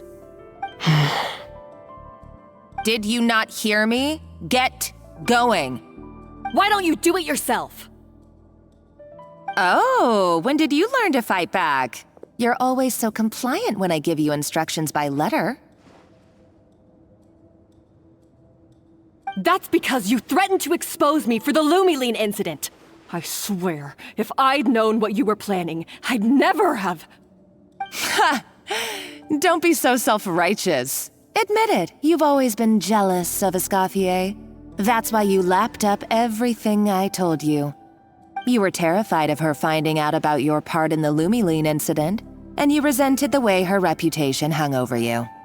So you jumped at the chance to convince yourself that she was the villain, that she deliberately hid her secret recipes from you just to hold you back. It was the only excuse you needed to justify getting back at her. First, idolization, then jealousy, suspicion, and self-deception. That's what this comes down to. It was the same story with Savelli and my ancestor. He offered Modeste his friendship only to murder him out of vanity. He promised to explore the world with him, only to later destroy all records of their adventures. It's a miracle I even found this place. You have no idea the countless hours I spent piecing it all together. So you see, you're no better than Savelli. If you can't beat him, betray him, right? I am no Savelli, nor will I ever be. Oh, put a lid on it. You really think you can absolve yourself of your vindictive and jealous behavior now? Just because you finally realize that Escoffier never kept any secrets from you? You didn't show any remorse when she left, or in the cooking contest. Why start now? You have no right to redemption. You're right. I don't deserve her forgiveness.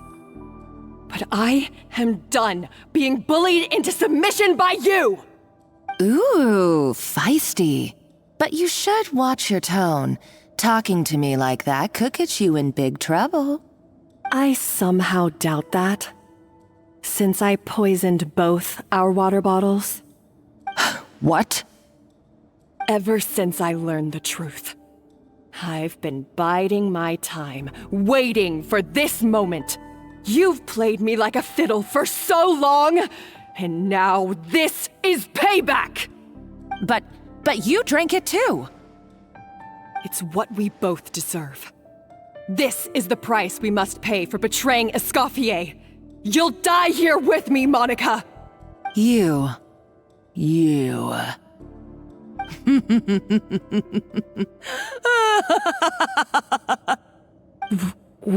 What's so funny? Oh, you're too much. I thought I'd play along for a bit just to amuse myself. You gave a very rousing performance. I saw your dumb plan a mile off. There's no poison in these bottles, just clean, fresh water. No. Revenge is a dish best served cold, you know? Did you really think your half-baked plot would fool me? You're a lousy chef, and you make a lousy villain, too. A complete waste of space. No wonder you never amounted to anything. Everything I ever did was a failure. And now, I failed again, for the last time. Hey, why don't you try your hand at being a comedian in your next life? You got a good laugh out of me. But now the show's over. You should have just done like I asked, Savannah. All I wanted you to do was scout the ruins for me. But you had your chance, and now it's time to say goodbye.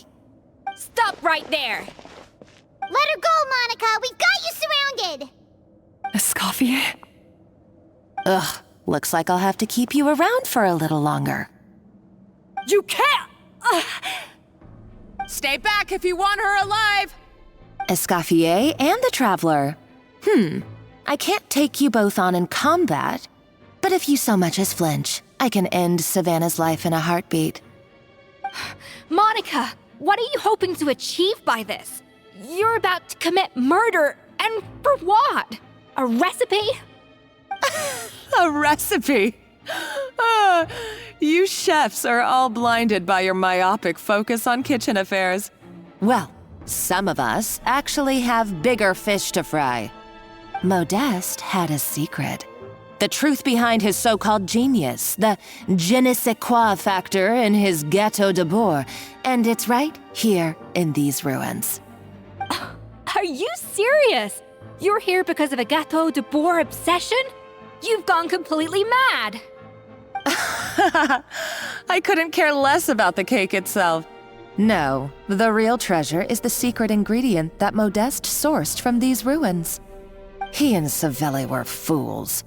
A priceless treasure of Remoria in the palms of their hands, and they thought, ooh, this would go great in our cake mix. We're talking about a powerful stimulant that also sharpens the senses. That's no cooking ingredient. It's a groundbreaking drug. That's right, I've done my research. It was a drug that Remoria developed for their war machine. I could make a killing by selling it to the treasure hoarders or the Fatui. Will you listen to yourself? You're completely delusional. My eyes are wide open. Just wait till I get my hands on this treasure. You'll see what a fool you've been.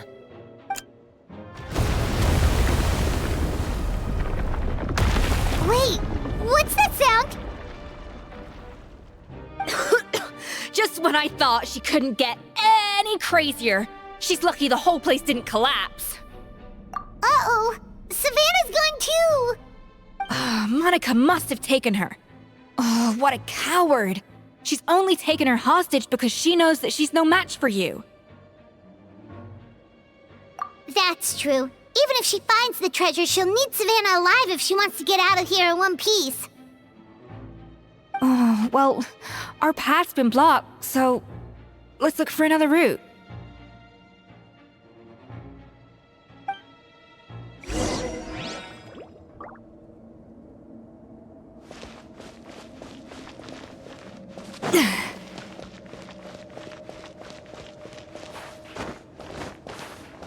The water looks pretty deep here. Maybe it leads somewhere.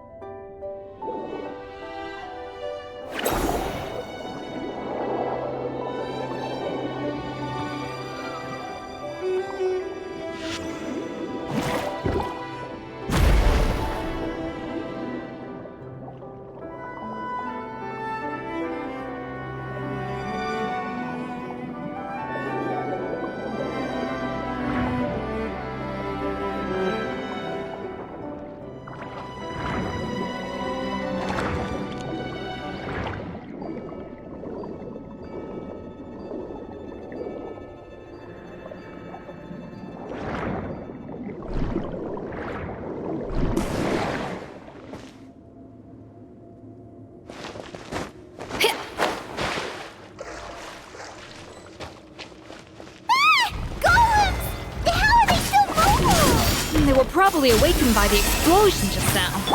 Alright, Nice Skills 101. Time for some rough chopping. Motion to compel.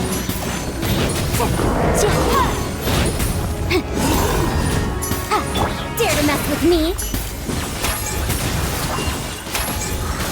Rain outlines your... Up and away!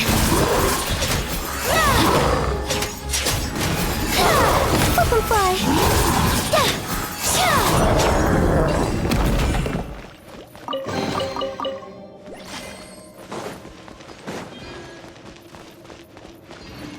Swift is the swallow.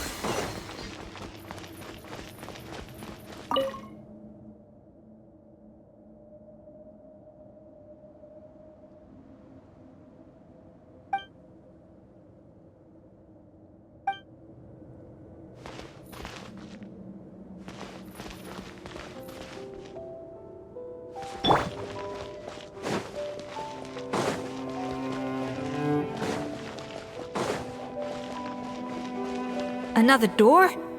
Guess we need to prepare another feast for our guests.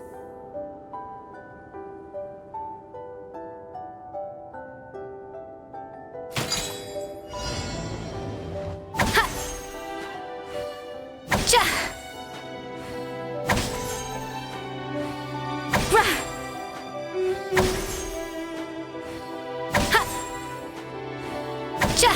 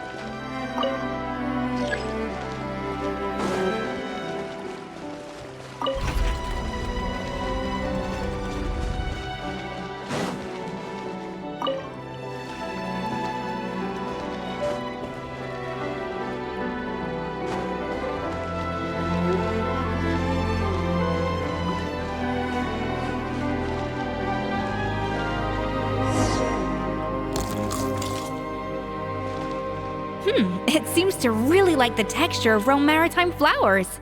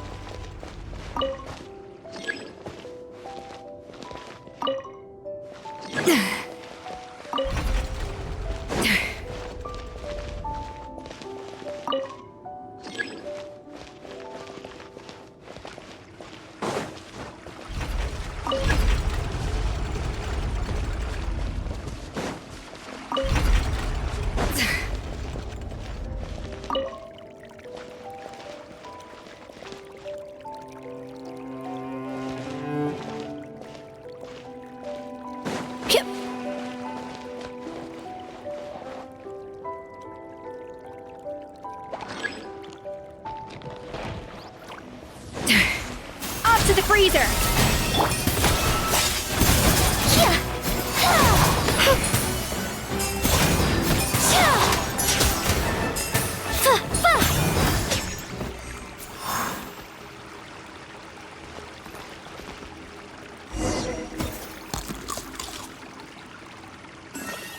I never knew you could process Lumitwol like that. Alright, I've got to jot this down.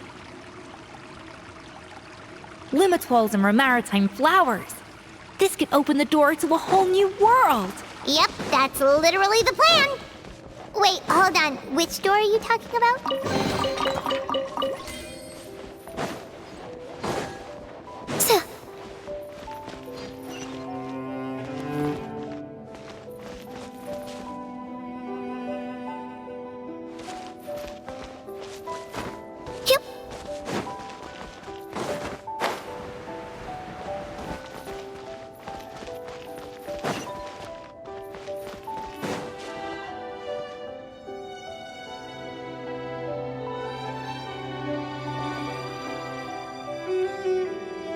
That's strange. These don't look Grimoirian to me. More like last century Fontaine. Adventurers from last century Fontaine, huh? Oh, Modeste and Savelli, do you think they camped here? By the looks of it, this was a one-person camp. They adventured together, but maybe one of them came back alone at a later date. You really think so? Trust our adventurers' instincts. We're pros at this stuff, just like you're a pro in the kitchen. Okay, well, the Traveler has more adventuring experience overall, but Paimon's definitely a pro rummager from all those treasure chests. Darn it! Paimon was just about to show off her rummaging skills! Huh, no kidding. Are all adventurers so obsessed with journaling?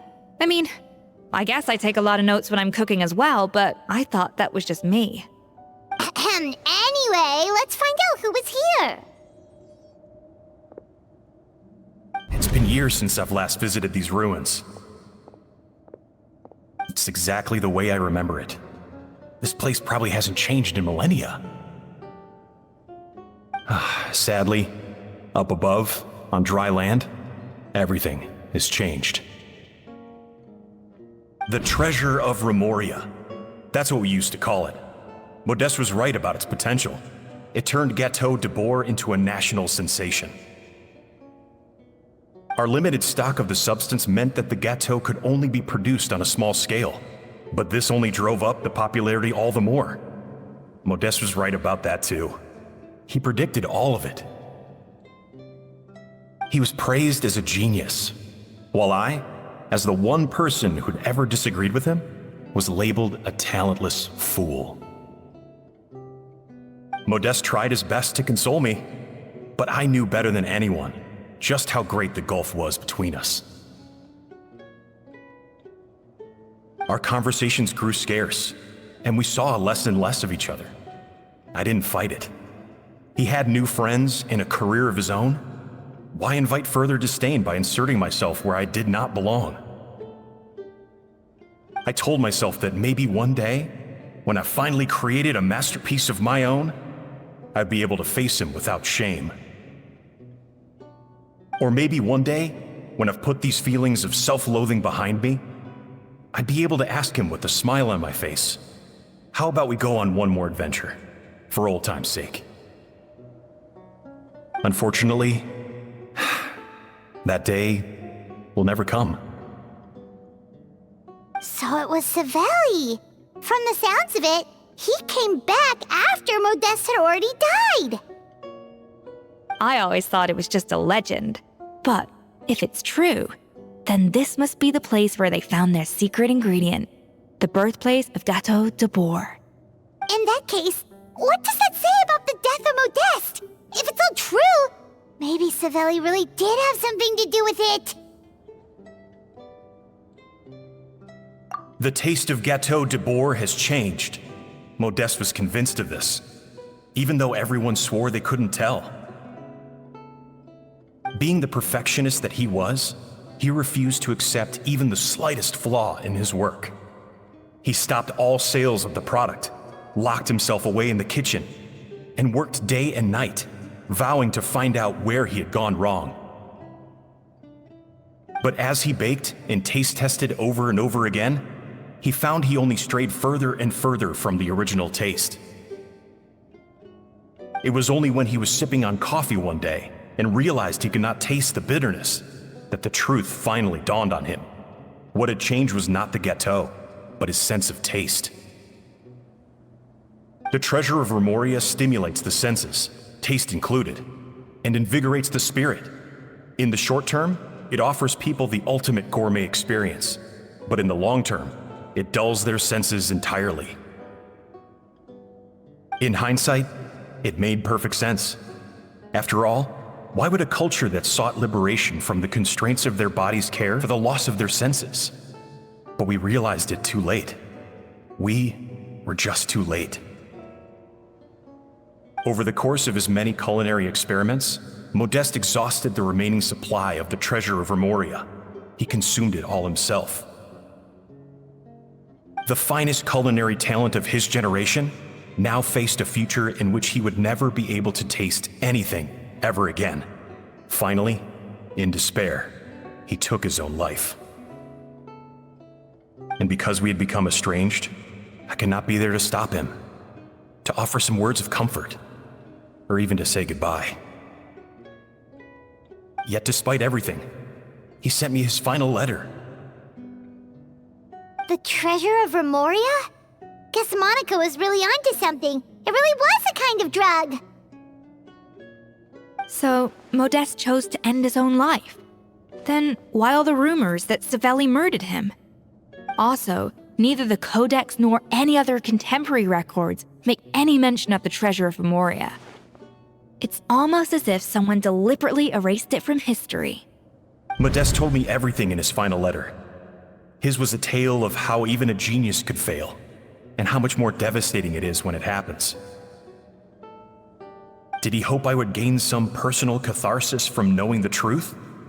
Or maybe he wished for me to warn the public about the dangers of Gâteau de Bourg, proving that I had been right all along. But if the public ever learned how Modeste's greatest triumph became his undoing, his fall from grace would be swift and merciless. 1 minute a genius, the next a joke. It would surely spell the end for his restaurant too. What would be his legacy then? How would future generations view everything we built together? I fear the scorn I have faced these last years would pale in comparison to the scorn shown to him by the history books. I cannot let that come to pass. I will do what I must to protect his name. It will mean tampering with his notes to remove the damning details, leaving mere fragments of our story behind.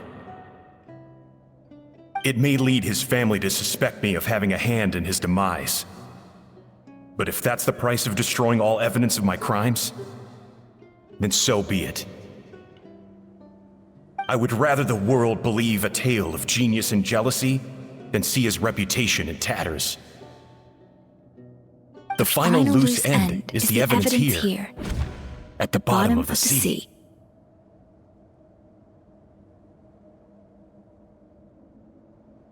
Huh? What's wrong? Didn't we say Savannah should be safe for now? So we thought, but if Monica finds out what happened to the treasure, there's no telling what she might do.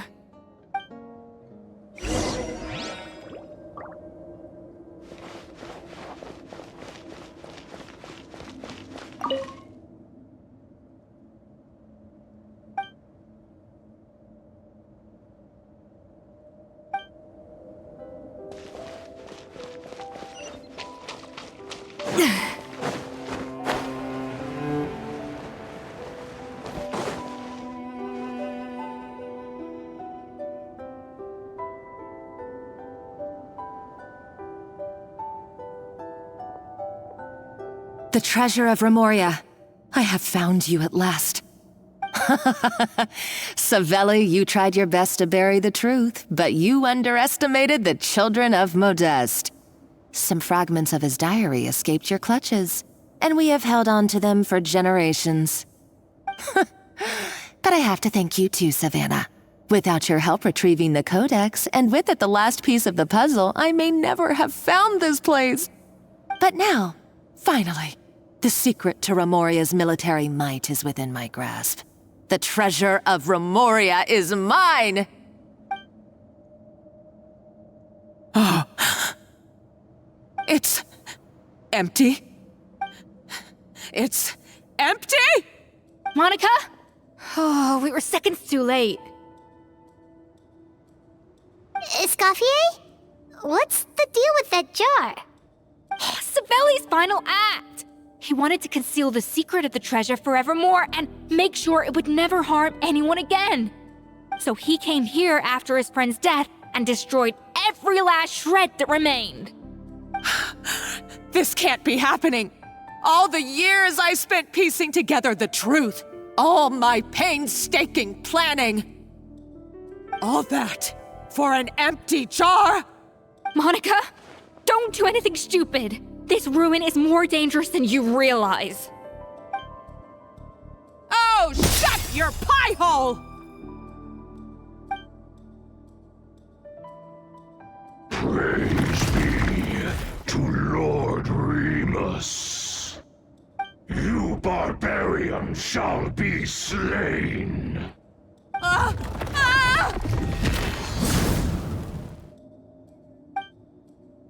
She's a nutcase!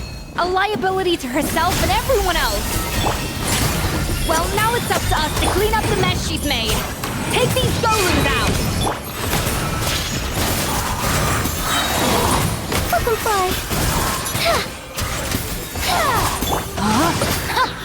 Incinerate!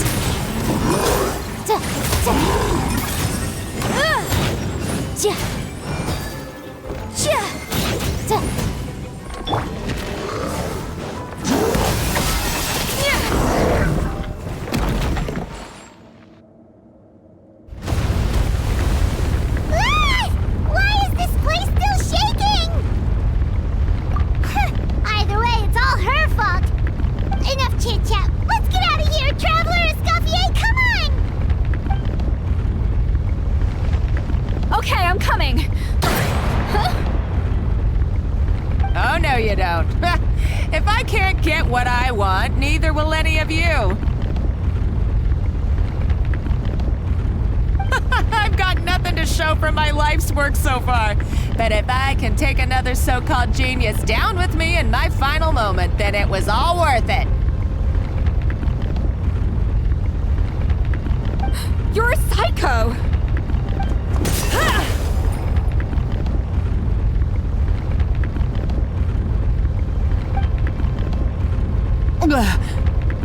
Savannah? When did you wake up?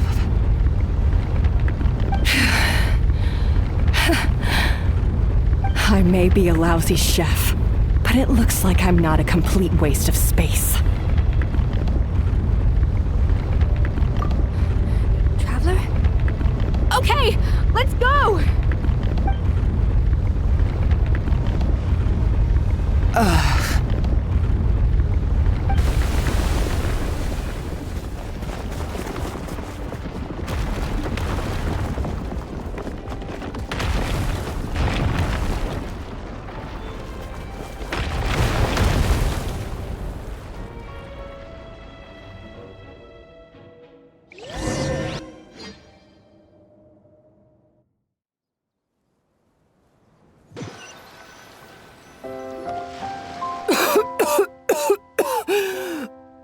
Escoffier! Savannah! Traveler! And Paimon! Venejem! What are you all doing here? What did you expect us to do? Stay at the restaurant and sit on our merry derrieres? While the Traveler and Escoffier were out here risking their lives? We had to do something, even though that something ended up being, well, waiting for you here instead. I don't deserve any of you. And I certainly don't deserve to be your head chef. It was my fault Escoffier had to leave. Then I couldn't live up to her standards. I acted like a tyrant in the kitchen. And now I almost got myself killed. Come back, Escoffier. Come and be our head chef again. I'll never be able to replace you. Okay, so everything I said to you the day I left, it just went in one ear and out the other? Huh? Sorry, I was kinda in my own head at the time. All I could think about was the Lumiline situation. What was it you said again? Forget it. It doesn't matter. Anyway, I didn't leave this job because of you. And you're not nearly as awful a chef as you think. If you were that bad, why would all your staff show up here for you? Escoffier's right. Sure, you nitpick our work and get us to do things over a lot. But when it comes down to it, you're the one who's always doing whatever it takes to make sure the customers get served on time, every time. Things were pretty rough after Escoffier left, and Savannah's the only reason we've been able to make it through. Our customers know that Escoffier doesn't work for us anymore. But the fact is, they keep coming back. If that's not an endorsement of your work, I don't know what is.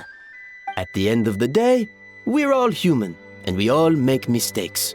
All we can do is recognize where we get it wrong and do our best to improve.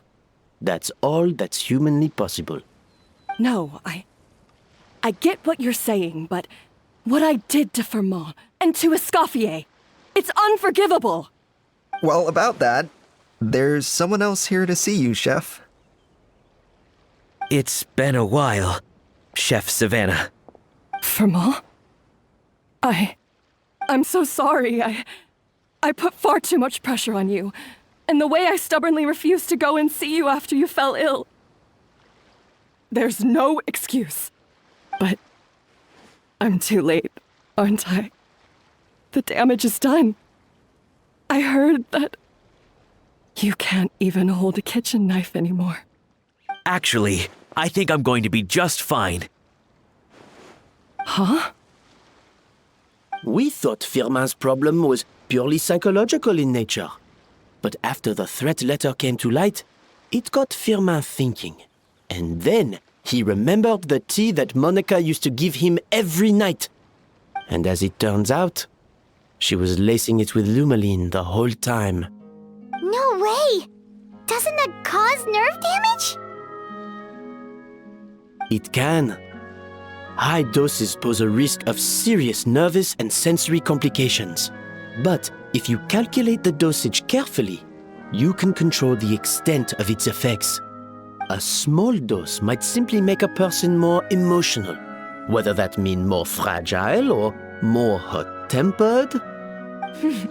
No wonder it seemed like you'd lost your edge. I asked my friends at the Fontaine Research Institute about it. They said that with the low dose I was taking, the risks are pretty small. They also fixed me up with some meds and said I should recover in no time. Well, that's what happens when you give someone a little bit of hope to cling on to. There's more. We believe that Firmin was likely not Monica's only victim. You mean she poisoned me too? Oh, so that's why Savannah's been so irritable this whole time! Let's not be too quick to blame everything on the Lumiline. That stuff can only amplify what's already there. So tasty food will seem like the most delicious thing in the world, while food you don't particularly care for will become utterly revolting. So you better make sure you reflect on your behavior and apologize to every single person you've wronged. I will. I'm sorry. There's still one question that's really bugging me. Why is it that no matter what I do, my Gâteau de Bourg never tastes the same as yours? Is it just... is it because you're a genius and I'm not? It's because the heating element in your oven is broken, you silly goose. What?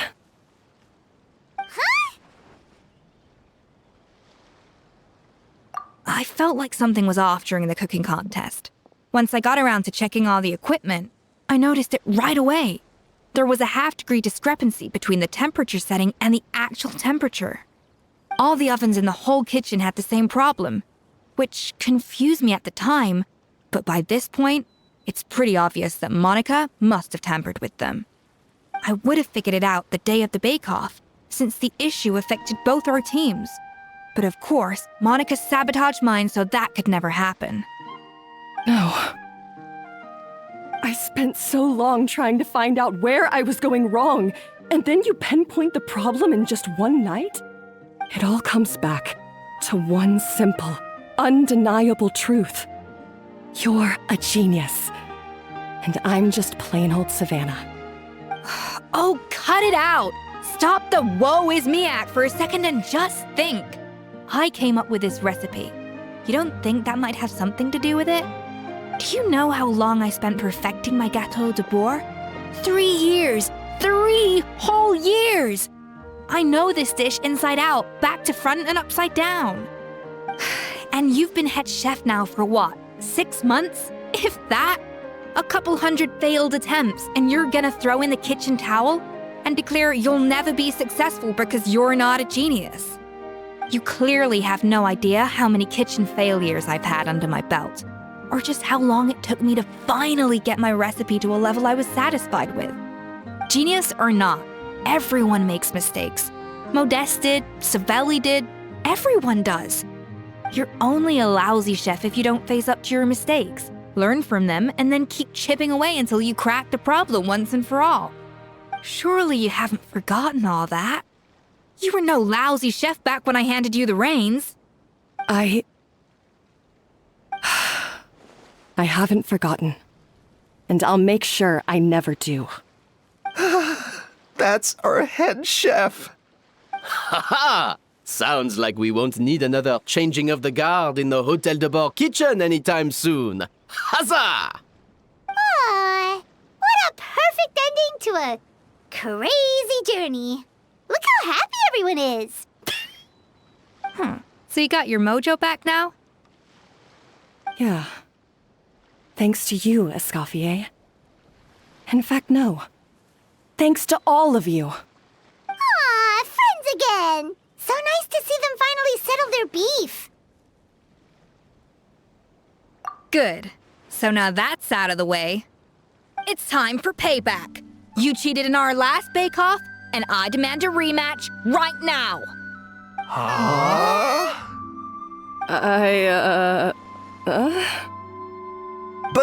But that was mostly Monica's fault, wasn't it? Right. And also, does it have to be right now? Savannah's only just got her mojo back, and you barely escaped from a death trap. No excuses. This is a cooking contest between 2 top chefs, and nothing will stand in its way. So grab your spatula and get ready, because this rematch is happening today, right now, this instant. Hey, so, this whole time you were salty about losing? The second cooking contest commences now! This time, no more games, and no holding back!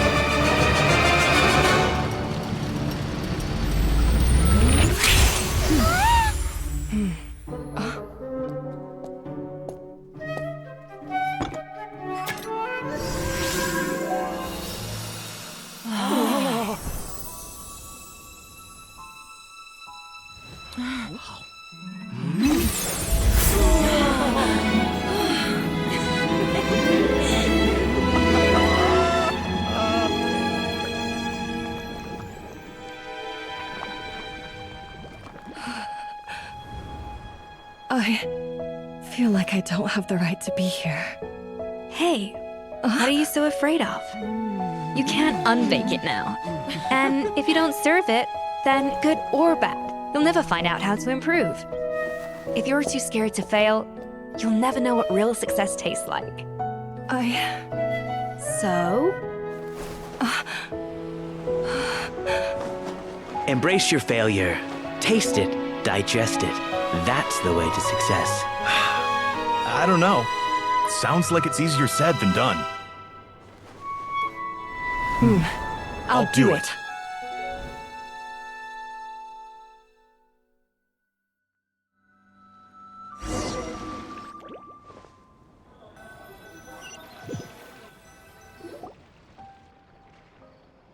The results are in! A landslide victory for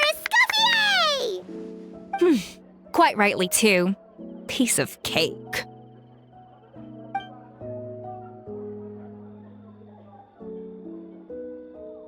Oh yeah, look at that!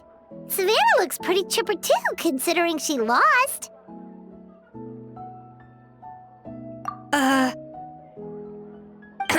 Now, where were we?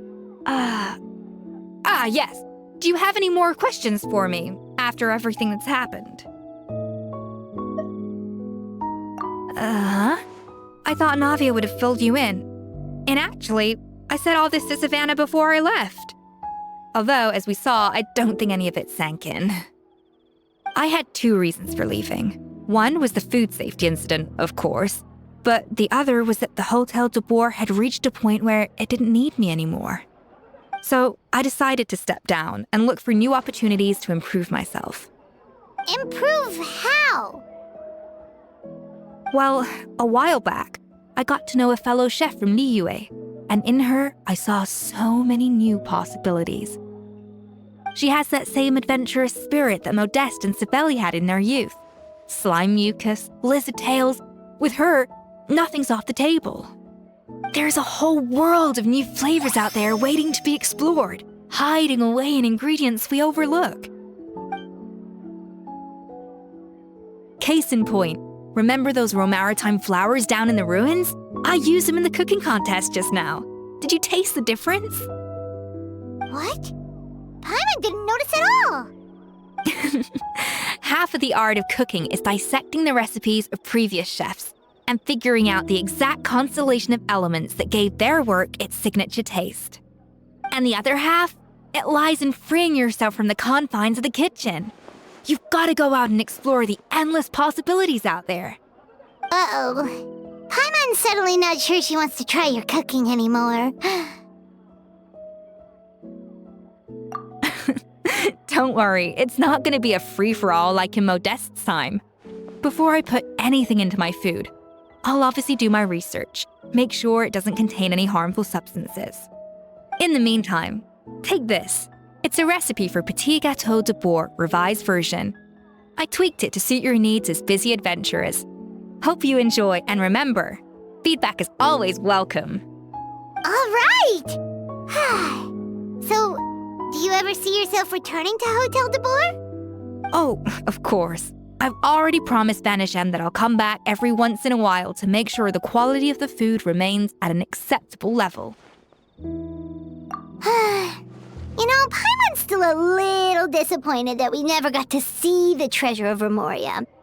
Surely Monica wouldn't have gotten drawn in so deeply if it wasn't for all the mystery surrounding the original Gâteau de Boer. She practically dedicated her life to finding the lost pieces of Modeste's diary, then went to all that trouble to infiltrate the Hotel de Boer. And in the end, it was all for nothing.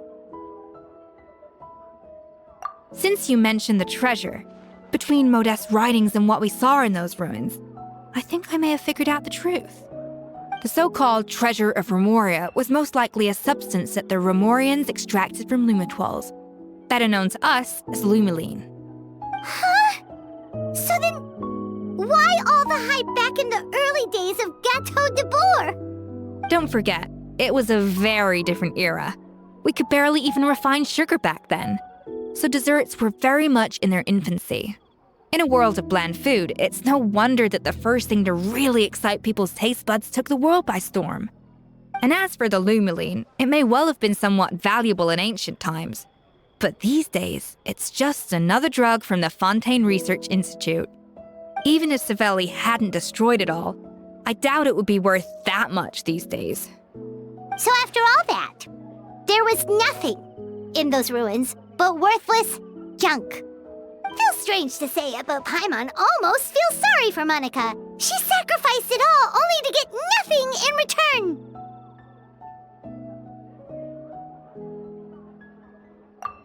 Hey! Huh? Navia? You just got back from that underwater ruin, right? Well, check it out. They ran a special issue. Did you see anything like this down there? Freshly unearthed from the ruins of Rumoria, a magnificent jar thought to be over 1,000 years old. Experts say it has immense artistic and historical value.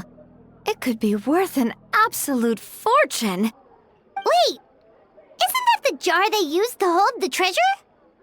If only it was still in one piece. Some butterfingers must have dropped it or something.